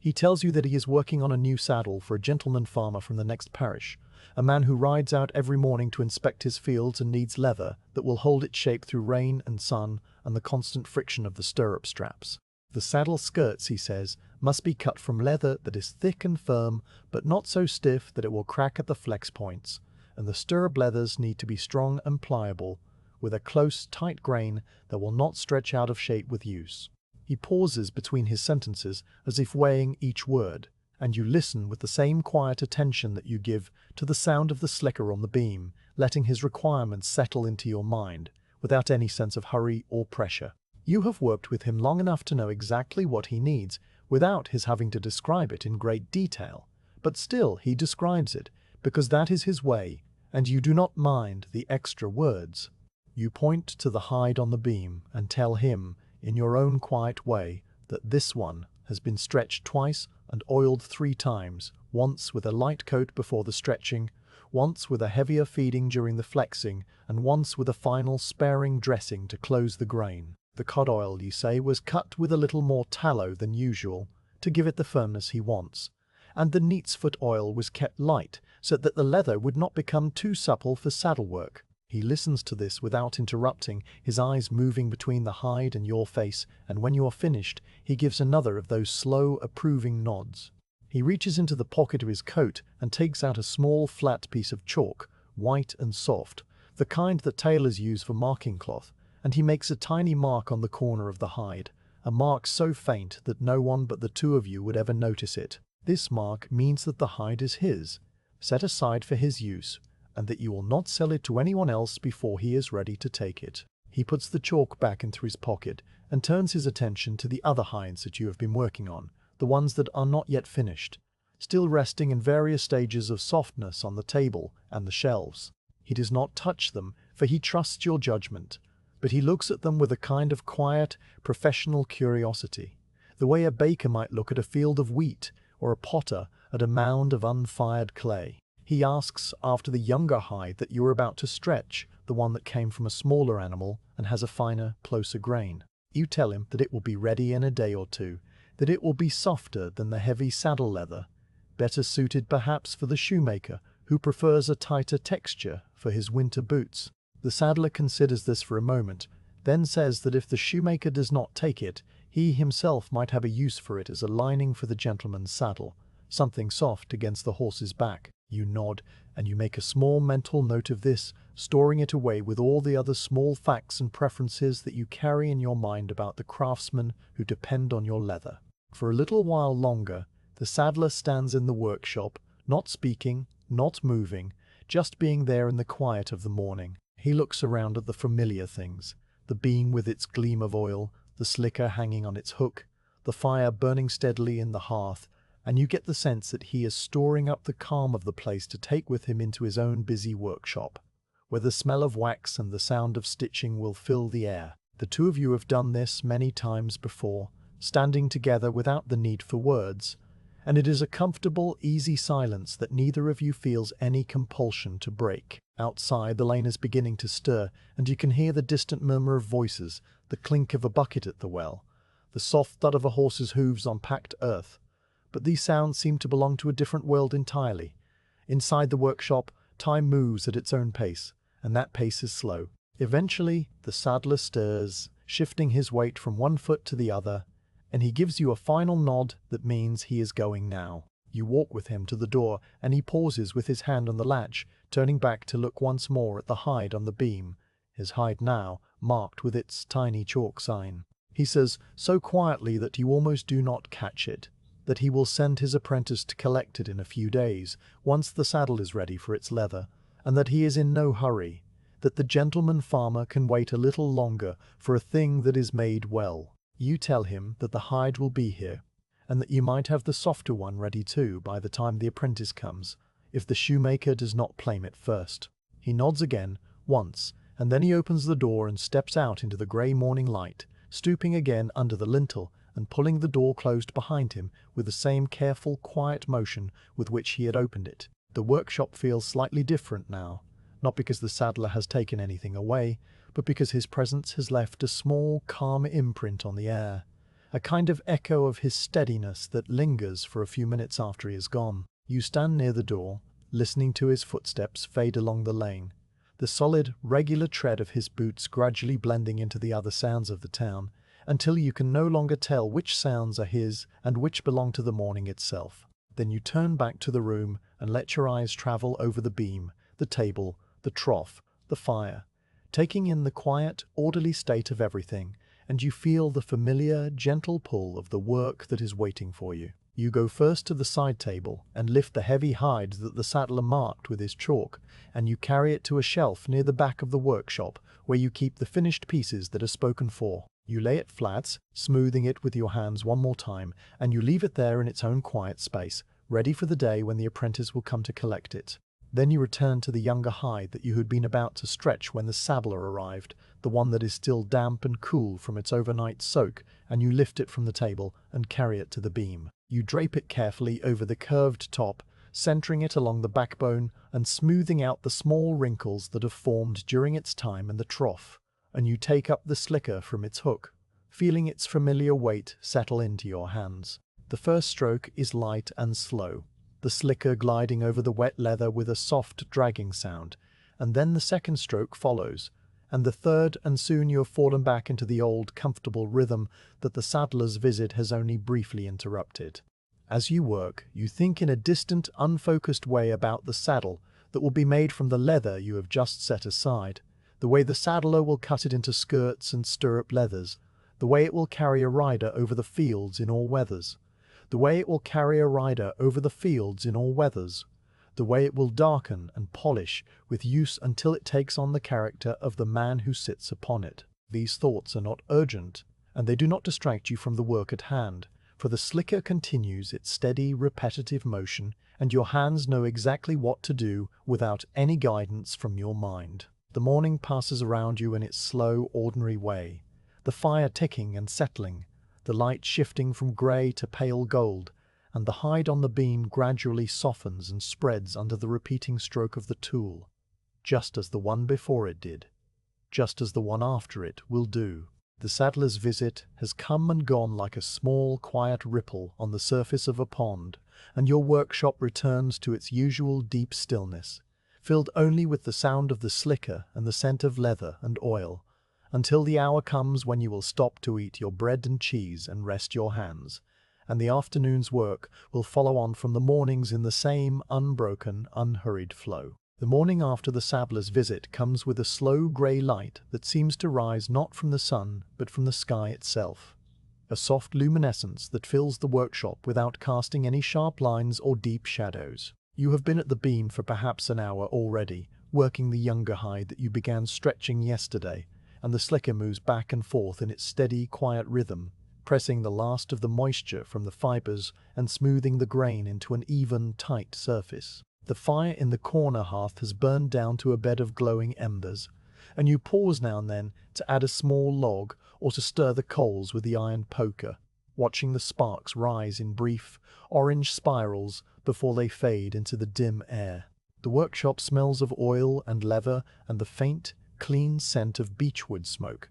a combination that has become so familiar over the years that you hardly notice it anymore, except in moments like this, when the stillness of the morning allows you to be aware of small things. You are just returning the slicker to its hook and wiping your hands on your apron when you hear footsteps in the lane outside, a different tread from the saddler's heavy, measured boots. These steps are lighter and quicker, with a slight unevenness caused by a limp that you have known for as long as you have known the man who carries it. The shoemaker is coming, and you would recognize his walk anywhere, the way his left foot lands more softly than his right, a rhythm as distinctive as a signature. You turn toward the door a moment before it opens, and when it does, the shoemaker steps inside with a small gust of cooler air and the faint, sharp smell of fresh leather shavings that always clings to his clothes. He is a smaller man than the saddler, wiry and neat in his movements, with clever, narrow hands that are covered in tiny scars and calluses from the awl and the needle.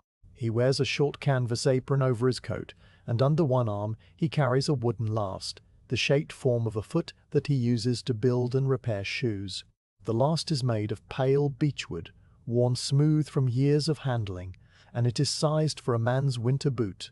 broad at the toe and high in the instep. He sets it down on the corner of your work table with the same absent-minded care that a man might use to set down his own hat,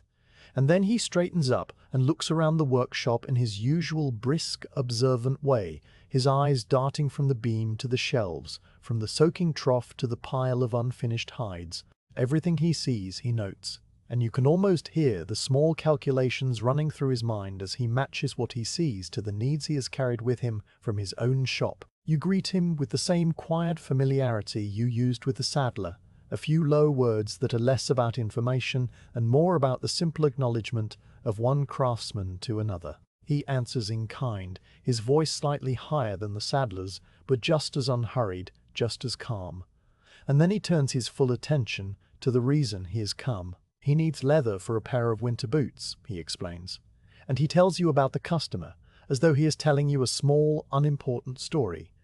A man who walks a great deal along rough country roads, who needs something sturdy but not heavy, and who has complained in past winters of boots that grow stiff in the cold and crack across the toe. The shoemaker wants a hide that is softer than saddle leather, but still strong, with a smooth closed rein that will take a good polish and resist the damp. He pauses after he says this, letting the words settle in the air between you.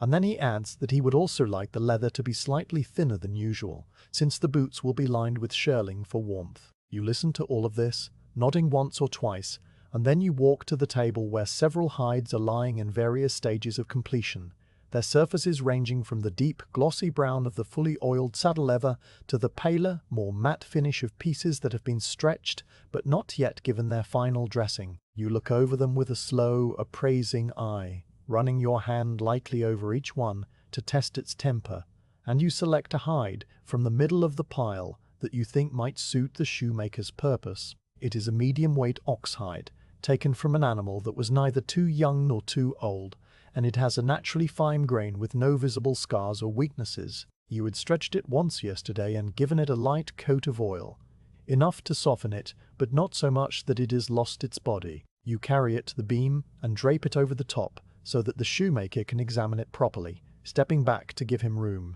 The shoemaker approaches the beam and leans close, his sharp eyes traveling across the surface of the leather with the same intense, focused attention that he might give to a difficult stitching job. He does not use his thumb the way the saddler did. Instead, he uses the tips of his first two fingers, tapping them lightly against the grain to feel the resilience, then pressing down with the flat of his hand to gauge the pliability. He lifts one edge of the hide and bends it back, watching how it folds and whether it shows any signs of cracking or stiffness along the crease. The hide bends easily, forming a smooth, even curve without a single pale line or stress mark, and the shoemaker makes a small sound in his throat.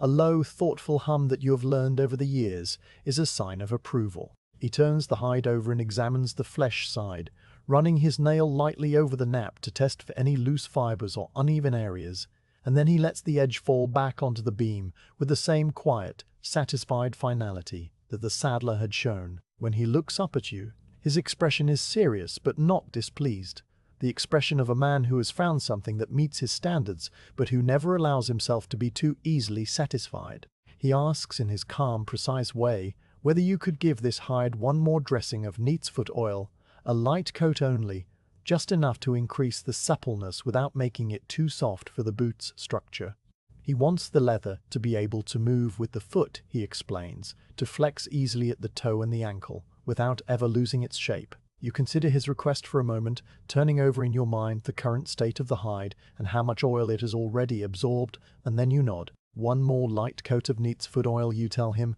will bring it to exactly the right temper for his boots, and it will not take long. The hide can be ready by the end of the day if he can send someone to collect it, or he can take it with him now and apply the final dressing himself in his own workshop. He thinks about this, tapping his fingers once on the edge of the beam, and then he says he would rather you do it here, since you know the oil and the leather better than anyone. He trusts your hand, and that is a thing he does not say lightly. You agree with the same simple, quiet word that you would use to agree to any small, reasonable request. And then the shoemaker does something unexpected. He reaches into the pocket of his apron and pulls out a short length of waxed twine, the kind he uses for stitching soles, and he lays it in a straight line along the center of the hide, weighting one end with the wooden last so that it will stay in place. Then he marks with his finger along the twine, showing you which parts of the hide he will need for the vamp and the quarters of the boots, and which parts can be used for smaller pieces like the heel stiffeners and the tongue. His finger traces the pattern on the leather slowly, drawing invisible lines that only he can see but that you can imagine clearly enough from the shape of his movements. And when he is satisfied that he has shown you everything he needs, he straightens up and collects his last and his twine,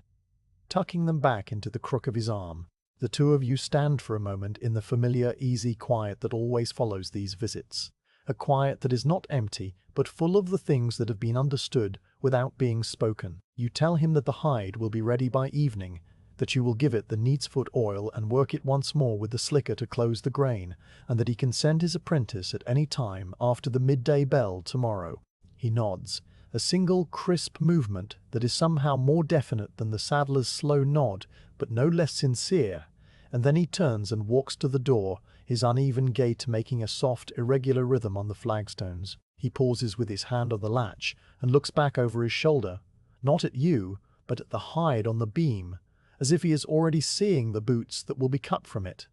The smooth, dark leather shaped around the wooden last, the neat rows of stitching, the polished finish. Then he opens the door and steps out into the lane, and the door closes behind him with its low, familiar sound, leaving you alone again in the workshop. You stand where you are for a little while, letting the quiet settle back around you after the shoemaker's departure, and then you go to the hearth to prepare the neat's foot oil. There is no need to mix a full batch, for the shoemaker wants only a light coat. So you take the small stone jar from the shelf and set it directly on the warm grate to take the chill off. The oil inside is pale and clear, with a mild, almost buttery scent that is much fainter than the rich aroma of the cod oil and tallow mixture. You let it warm for a few minutes, testing the temperature with the tip of your finger, and when it feels barely warm, just enough to flow easily, you take the jar off the fire and carry it to the beam. The hide is still draped there, waiting, and you take up a clean scrap of wool cloth and dip it into the neat's foot oil, wringing it out so that it is damp but not dripping. Then you begin to apply the oil to the leather, using light, feathery strokes that barely press the surface, spreading the oil in a thin, even film that gleams for a moment and then sinks in and disappears. The neat's foot oil is thinner than the mixture you use for the heavy work, and it penetrates almost at once, traveling through the opened fibers and leaving behind only a slight darkening of the color and a faint, glossy sheen that will buff to a soft glow when the leather is finished. You work the oil over every inch of the grain side, paying close attention to the areas that the shoemaker traced with his finger, the vamps and the quarters and the long strips that will form the boot structure, and then you turn the hide over and apply a very thin coat to the flesh side as well, just enough to keep the fibers from drying out. When the oil has been applied, you let the hide rest on the beam for a quarter of an hour, giving the neat's foot oil time to settle in and bond with the earlier dressings that are already deep within the leather. During this rest, you tidy the workshop in your usual slow, methodical way, wiping down the table where the shoemaker's last had left a faint ring of dust, sweeping a few stray scraps of wool from the floor near the beam, and adding a fresh log to the fire to keep the room warm. The light through the window has brightened slightly now, the grey clouds thinning to show a pale, watery sun that falls in soft, diffused patches on the flagstones, and the workshop feels calm and settled, full of the quiet satisfaction of work that is proceeding at its proper pace. When you judge that the oil has had enough time, you take up the slicker and begin the final working of the hide, using the same long, smooth strokes that you have used 1,000 times before, but with a lighter pressure now, a finishing touch rather than a real stretching. The slicker moves over the oiled leather with almost no resistance, gliding as though on glass, and the sound it makes is a soft, gentle whispering that is barely audible above the faint crackle of the fire. You work the whole surface once, then twice, closing the grain and pressing the last of the oil into the tightest parts of the hide, and when you are done, the leather has a smooth, even texture that feels almost like firm velvet under your fingertips. It is soft, but not weak, pliable, but not limp, exactly what the shoemaker asked for, and precisely what the boots will need to carry their owner through a long winter of muddy lanes and frozen fields. You lift the hide from the beam and lay it flat on the table, smoothing it with both hands from the center outward to the edges, then folding it carefully so that the grain side is protected and the edges align. You carry it to the shelf where the saddler's hide already rests, and you place it beside the other, two finished pieces of leather waiting quietly for their new owners. The saddler's hide is darker and heavier, the shoemaker's lighter and more supple, but both carry the same stamp of slow, patient work, and both are exactly what they need to be. You step back from the shelf and let your eyes travel over the two hides, and you are pleased in your quiet way by the sight of them there, side by side, ready to leave your workshop and become something useful and lasting in the hands of other craftsmen. The afternoon has not yet reached its midpoint, and there is still work to be done, other hides to soak and stretch and oil, but you allow yourself a brief pause, standing near the window and looking out at the lane where the shoemaker has long since disappeared around the corner. You think about the boots he will make, the way they will be shaped to fit a particular pair of feet, the way they will be worn through puddles and snow and the rough stones of the town, and you think about the saddle the saddler will build, the way it will carry a rider across the fields in all weathers, the way it will darken and soften with use. Your leather will be part of these things, hidden inside the structure of the boot, layered under the skirts of the saddle, invisible but essential, and that knowledge is a quiet, steady thing that you carry with you as you turn away from the window and pick up the next hide from the pile,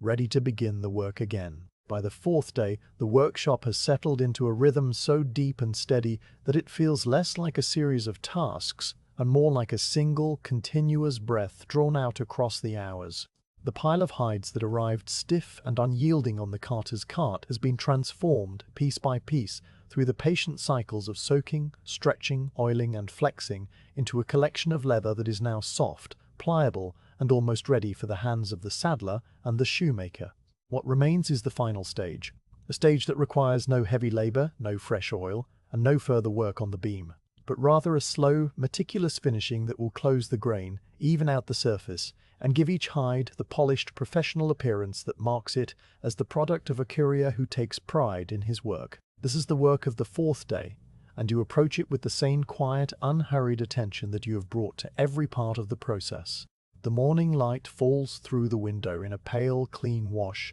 brightening the workshop and picking out the grain of the oak table. The gleam of the slicker on its hook, and the soft, varied browns of the hides that are stacked on the side shelf, each one carrying its own particular shade. Some of the leather is a deep, dark chestnut from the extra cod oil they received, while other pieces are lighter, almost a golden brown where the neatsfoot oil was used more sparingly, and the overall effect is of a quiet, earthy palette that warms the room even before the fire is fully lit. You take a moment to lay a fresh fire in the hearth, not because the workshop is cold, but because the small, steady flame will provide a pleasant, companionable warmth and a soft, flickering light that you have come to associate with the finishing stage. The kindling catches quickly, and the first small flames curl around the twigs and begin their slow, patient consumption of the wood, sending a faint, resinous scent into the air. With the fire established, you turn to the table and clear it of everything except a single hide, the one that you have chosen to begin with. You select a piece that was among the first you stretched, a heavy ox hide with a beautifully even grain and a deep, rich color that has developed over the days into something resembling polished walnut. You spread it out flat on the table, smoothing it with both hands from the center outward to the edges, pressing down the corners that have a slight tendency to curl, and you stand back for a moment to look at the whole surface, letting your eye travel across it in search of any imperfections that will need attention during the finishing. The hide lies flat and obedient, its grain side facing up, and the light from the window catches the tiny, almost invisible ridges of the natural pattern, making them look like the gentle ripples on a pond after a breeze has passed. Now you take the slicker from its hook, the same polished wooden tool that has been your companion throughout the stretching and oiling. But today you will use it in a slightly different way. Instead of the firm, leaning pressure that you applied when the hide was on the beam, you will use long, straight pulls with a lighter hand, drawing the slicker over the grain side to close the pores and give the leather a smooth, uniform finish. You position yourself at one end of the table, holding the slicker in both hands with the ease of long practice, and you set its broad, rounded edge against the leather near the shoulder. The first stroke is a slow, deliberate pull that travels from the shoulder all the way down to the belly, the slicker gliding over the surface with a soft, steady hush, a sound that is somewhere between a whisper and the stroke of a hand over a heavy blanket. The leather yields slightly under the tool, its fibers compressing and aligning in the direction of the stroke, and as the slicker passes, it leaves behind a faint, satiny sheen that was not there before, a subtle gloss that comes from the friction of the wood against the oiled surface. You draw the slicker back and make another stroke, overlapping the first by a small amount so that no part of the hide is missed, and then another, working your way methodically across the width of the leather. The motion is repetitive but not monotonous, for each stroke reveals a slight change in the surface, a gradual evening out of the grain, a gentle closing of the tiny pores that were opened during the soaking and stretching. Your hands move with a calm, practiced rhythm, and your mind follows along in the same quiet state, attending to the work without any sense of hurry or distraction. The slicker makes its soft hushing sound over and over, a sound that fills the workshop and blends with the crackle of the fire and the distant, muffled noises of the town outside. When you've finished the grain side, you lift the hide carefully and turn it over, laying it flat with the flesh side facing up. The flesh side has been oiled and stretched, but it is naturally rougher than the grain, with a fine Swede-like nap that can be smoothed and evened out with the slicker, just as the grain side can. You work the flesh side with the same long, straight strokes, though you use a slightly lighter pressure here, enough to lay the nap down in a uniform direction without flattening it completely, for a little texture on the flesh side is desirable in many of the leather goods that will be made from these hides. The slicker moves over the nap with a sound that is a little softer, a little more muffled, like the sound of a brush being drawn through short velvet. You work from one end to the other, then rotate the hide and work across it at a slight angle, ensuring that every part of the surface receives the same attention. And when you are done, the flesh side has a neat, tidy appearance, its fibers lying all in one direction, like the fur of a well-groomed animal. After the slicking of both sides, you set the slicker aside and reach for the bone burnisher, a tool that is kept in a small niche on the shelf among the other finishing implements. The burnisher is made from the long, straight leg bone of a cow, polished by years of handling until it gleams with a pale, ivory-like luster, and it is used for smoothing the edges of the leather and pressing down any rough spots that the slicker cannot reach. You lift the hide and examine its edges, running your thumb along the perimeter to feel for any places where the fibers are standing up or where the tanner's knife left a slightly ragged cut. Finding a few such spots, you set the hide down with the edge protruding slightly over the side of the table, and you take the burnisher in your dominant hand, holding it at a shallow angle against the leather. Then you rub the bone back and forth along the edge with a quick, light motion, the hard, smooth surface of the bone pressing the fibers flat and sealing them into a clean, rounded rim. The friction of the bone against the leather generates a faint warmth that you can feel through the tool, and the edge gradually takes on a polished, finished look, darkening slightly from the heat and the pressure. You work your way around the entire perimeter of the hide, paying extra attention to the corners where two edges meet, burnishing them until they are smooth and even and no longer sharp to the touch. When the first hide is fully slicked and burnished, you fold it carefully, bringing the belly up to meet the shoulder and aligning the edges so that the fold is neat and straight. Then you set it aside on a clean section of the table and reach for the next hide in the pile. This one is slightly different from the first, a younger hide with a finer grain and a paler color that has taken on a soft, honeyed tone from the neatsfoot oil it received during the earlier stages. You spread it out on the table and smooth it with your hands, noting the way the grain is tighter and more delicate than the heavy ox hide, the pores so small that they are barely visible even when you lean close. The slicker feels different on this leather, gliding even more smoothly than it did on the heavier piece. The sound it makes a higher, softer hush that is almost like the rustle of silk. You work the entire grain side with the same long, straight strokes, then turn it over and do the flesh side, which on this hide is particularly fine and even, a pale Swede that darkens slightly as the slicker passes over it. The edges of this hide are already quite clean, but you go over them with the burnisher anyway, making sure that every millimeter is smooth and sealed against the damp. And when you are finished, you fold this hide and set it on top of the first one, the two pieces of leather resting together in a quiet, companionable stack. The morning moves forward in this same, measured way, hide after hide passing across the table under your hands, the slicker making its soft, steady song, the burnisher working its way around edges and corners, the stack of finished leather growing slowly taller on the side table. Each hide has its own small character, and you adjust your touch accordingly, using a slightly firmer pressure on a thick piece from an older animal, a lighter, quicker stroke on a thin piece that will become a lining or a soft shoe upper, always watching the way the leather responds and letting it guide your hands. One hide has a small scar near the flank where the animal must have caught itself on a thorn or a fence, and you spend a little extra time on that area, working the slicker from different angles to blend the scar tissue into the surrounding grain so that it becomes almost invisible. Another hide has a patch of slightly darker color where the oil penetrated more deeply, a natural variation that you do not try to correct but simply accept,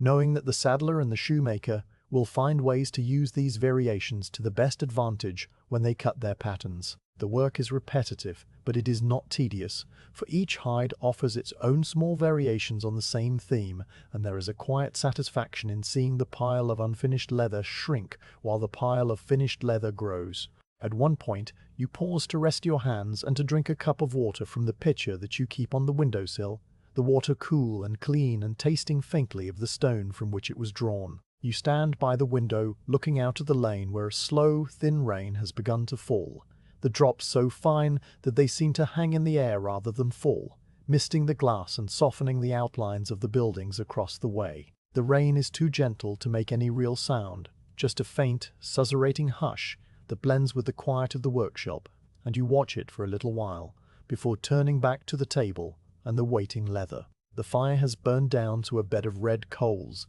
and you add a single log, positioning it carefully so that it will catch slowly and provide a steady warmth for the remainder of the afternoon. The next hide you take up is one of the last from the original pile, a medium weight piece that you remember stretching on the beam just 2 days ago, and it still carries a faint, pleasant tackiness from its final coat of oil. You spread it out and begin the slicking, and you notice that this hide has a particularly beautiful grain,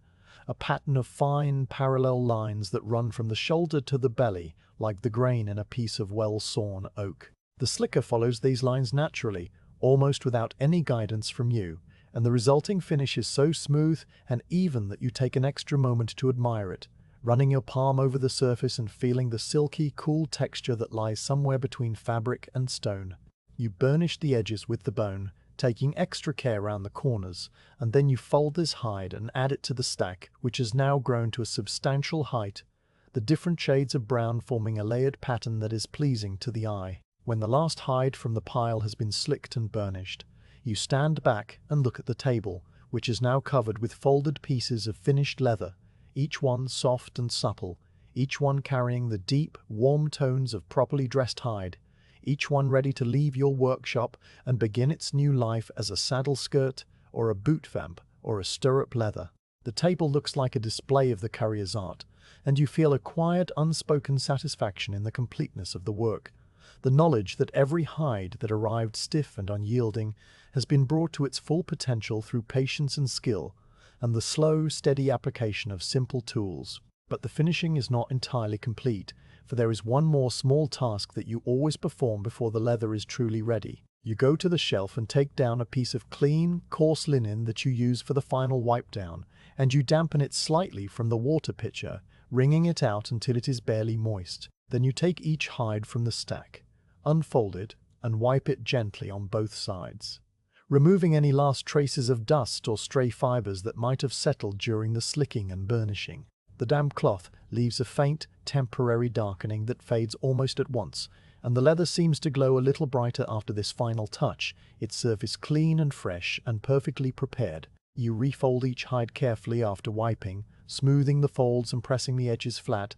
and you return them to the stack in a neat, orderly pile, the corners aligned so precisely that the whole stack looks like a single, solid block of leather from a distance. The workshop has grown dimmer now as the afternoon wears on, and the thin rain continues to fall outside, the light from the window taking on a softer, greyer quality that makes the fire seem brighter by contrast. You bank the fire for the evening, pushing the remaining coals into a compact heap and covering them with a layer of ash so that they will smoulder slowly and keep the chill off the room through the night. Then you sweep the floor with the heather broom, gathering up the small trimmings of leather that have accumulated during the day, the tiny slivers and dust that are the inevitable byproducts of carrying, and you carry them to the midden outside, stepping briefly into the cool, damp air and feeling the fine rain on your face before returning to the warmth of the workshop. You wipe down the table with a dry cloth, clearing away the faint, oily residue of the finishing, and you clean the slicker and the burnisher,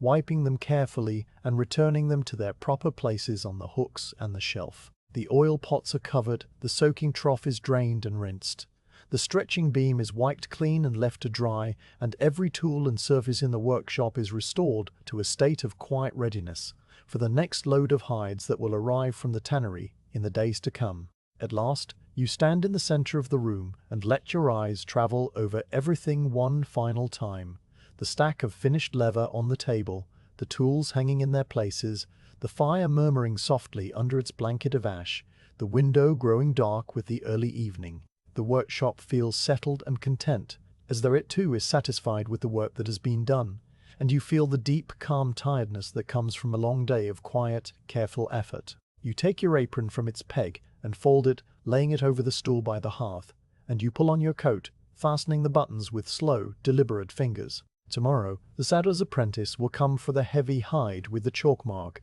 and the shoemaker will send someone for the softer piece that you gave the fine coat of neatsfoot oil, and perhaps the carter will arrive with a new load of tanned hides, and the whole slow, patient cycle will begin again. But for now, the day is over, the work is complete, and the leather is ready. You blow out the single candle on the shelf, its small yellow flame vanishing with a thin trail of smoke that curls upward and disappears into the dim air, and you open the door and step out into the quiet, rain-softened evening, pulling the door closed behind you with a gentle, final thud. The evening comes on slowly, the way it always does in the workshop when the last of the day's tasks have been completed,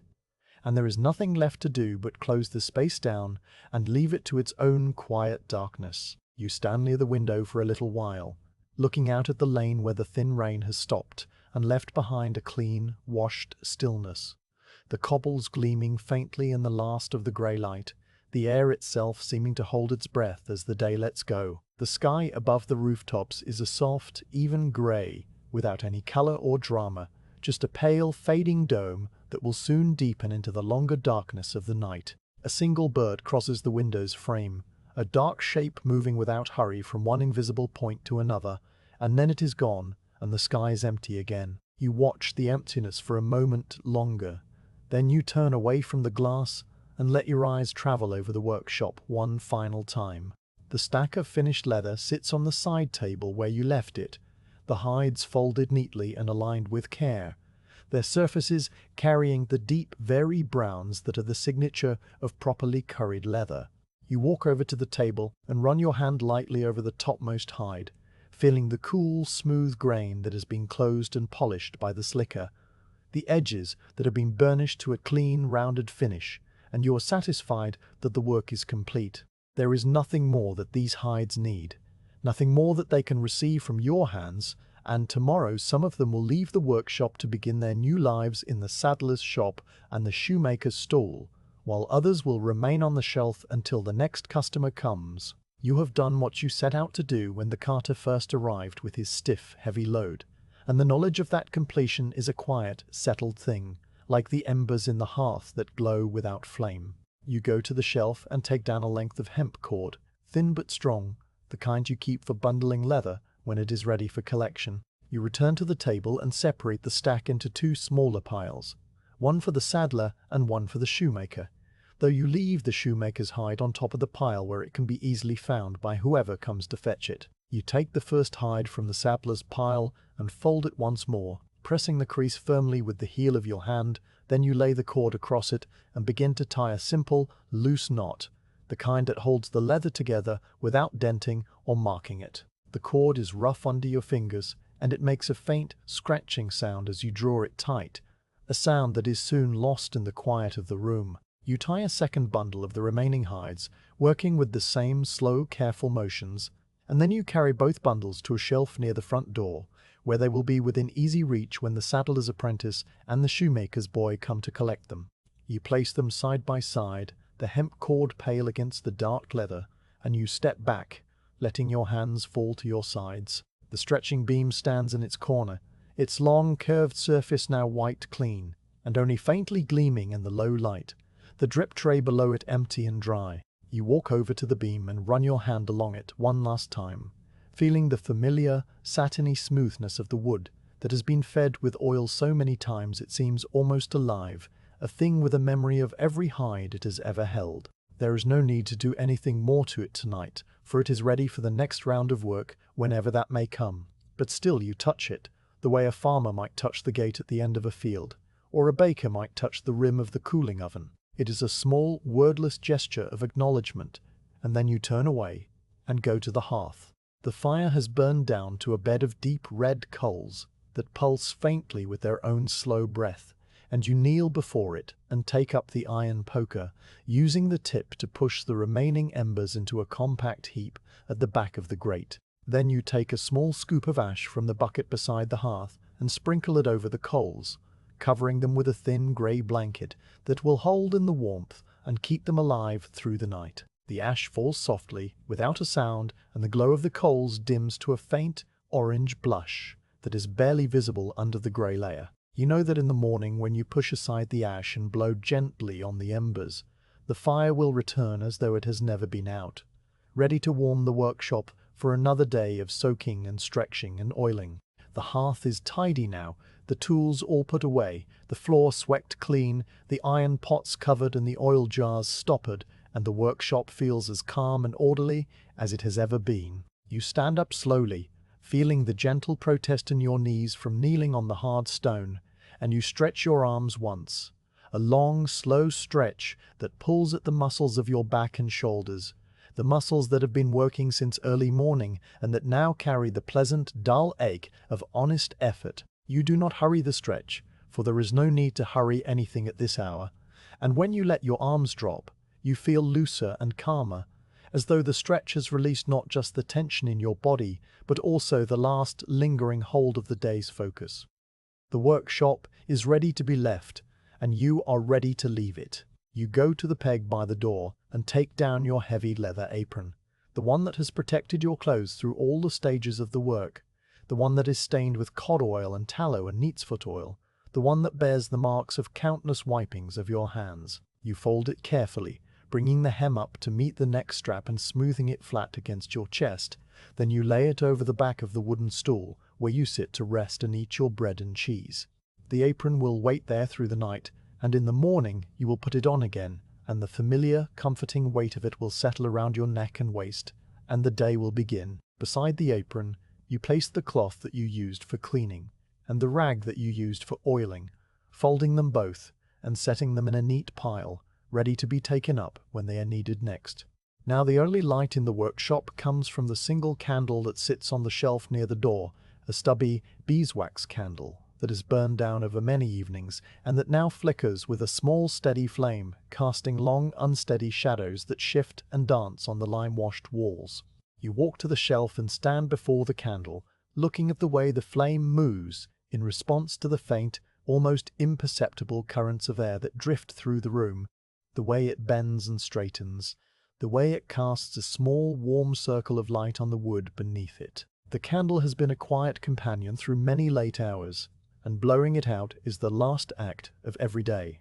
the small final gesture that marks the end of the work and the beginning of the night. But you do not blow it out yet, for there is still one more thing you want to do before you leave. You turn away from the candle and walk slowly around the workshop, making a small circuit that takes you past the beam, the table, the soaking trough, the shelf of tools, the window, and the door. You are not looking for anything, and you are not checking for anything, for you have already checked everything twice over. You are simply saying goodbye, in a quiet, wordless way, to the space that has held you through the days of this particular lot of leather, and that will hold you again when the next lot arrives. You pause at the window and look out one more time, seeing that the lane is entirely empty now, with no one walking and no carts passing, the houses opposite showing only a faint glow here and there from their own candles and fires. The town has settled into its evening quiet, and the only sound that reaches you is the distant, barely audible murmur of the river as it runs under the old stone bridge at the edge of the market square,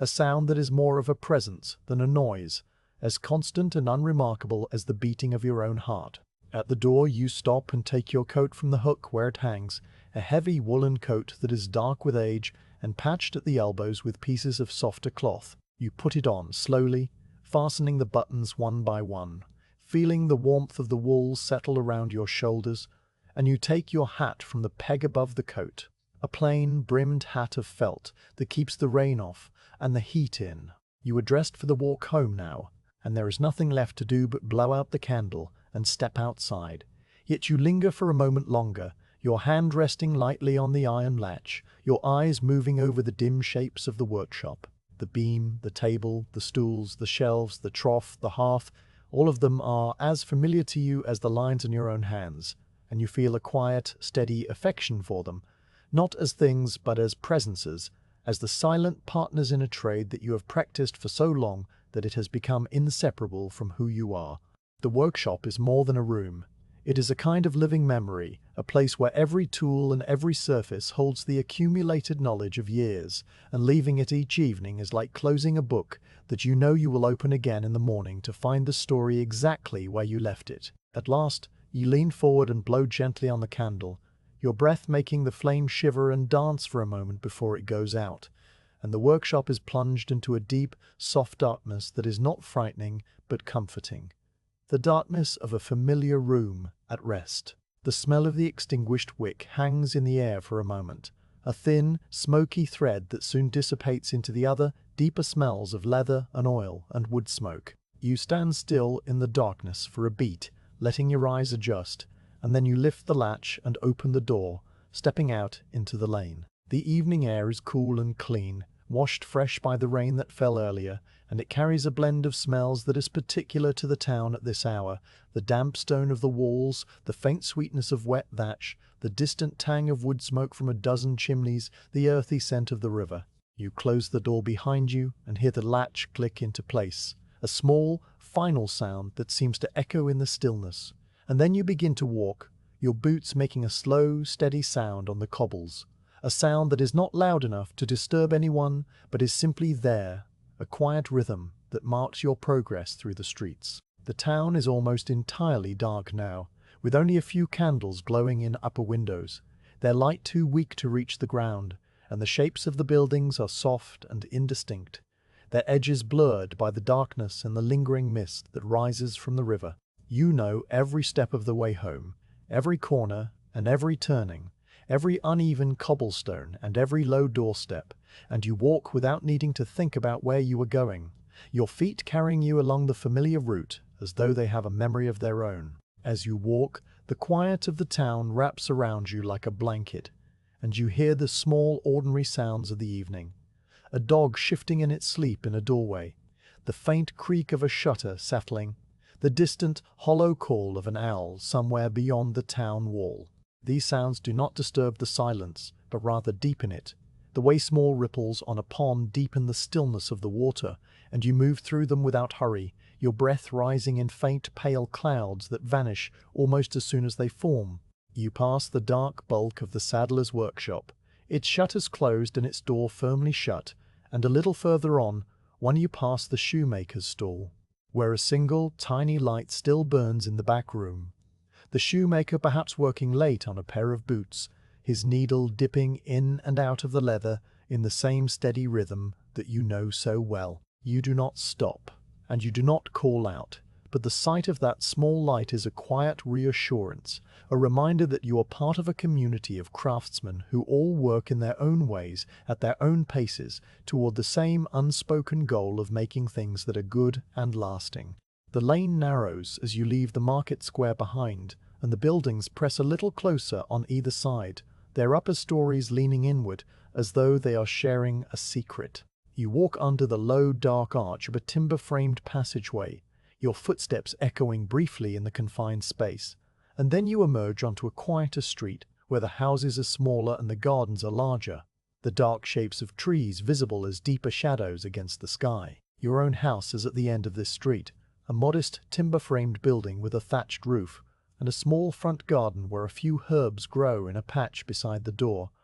their leaves dark and still in the damp air. You stop at the gate and look up at the house, seeing the dark windows and the quiet unlit doorway, and you feel the familiar gentle pull of home, the place where you will eat a simple supper and then sleep, letting the night wash away the last traces of the day's work so that you can rise in the morning ready to begin again. You open the gate, which creaks softly on its iron hinges, and you walk up the short path to the door, your boots making no more than a whisper on the packed earth. The door opens with a key that you carry in your coat pocket, a heavy iron key that is cold to the touch, and you let yourself into the dark, warm interior, where the smell of bread and dried herbs and the faint, lingering smoke from the hearth welcomes you home. You close the door behind you, shutting out the night, and you stand for a moment in the darkness of your own house, listening to the silence that is different from the silence of the workshop, but just as deep, just as calm. The day is over, the work is complete,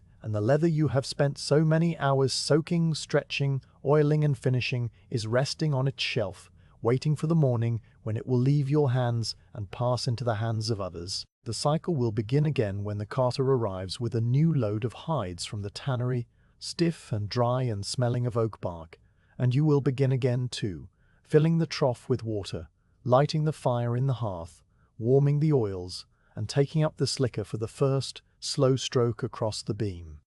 But that is for another day, and tonight there is nothing more to do. You move through the quiet house, setting your hat on a peg and your coat on a hook, building a small final fire in your own hearth from the embers you had banked that morning, its flames rising with a soft orange glow and filling the room with a gentle warmth. You sit for a while in the chair beside the fire, letting your thoughts drift without direction, and then you rise and make your way to the narrow bed in the corner, where the blankets are thick and the pillow is soft, and the window above looks out onto the dark, quiet garden. You lie down and close your eyes, and the sounds of the night settle around you like a second blanket. The distant murmur of the river, the occasional creak of a timber settling, the faint rhythmic call of the owl from the woods beyond the town. Sleep comes slowly, without any effort, the way the hide sinks into the trough under the weight of the stones, and your last waking thought is a simple, peaceful one, that the leather is ready, that the work was good, and that tomorrow will bring more of the same.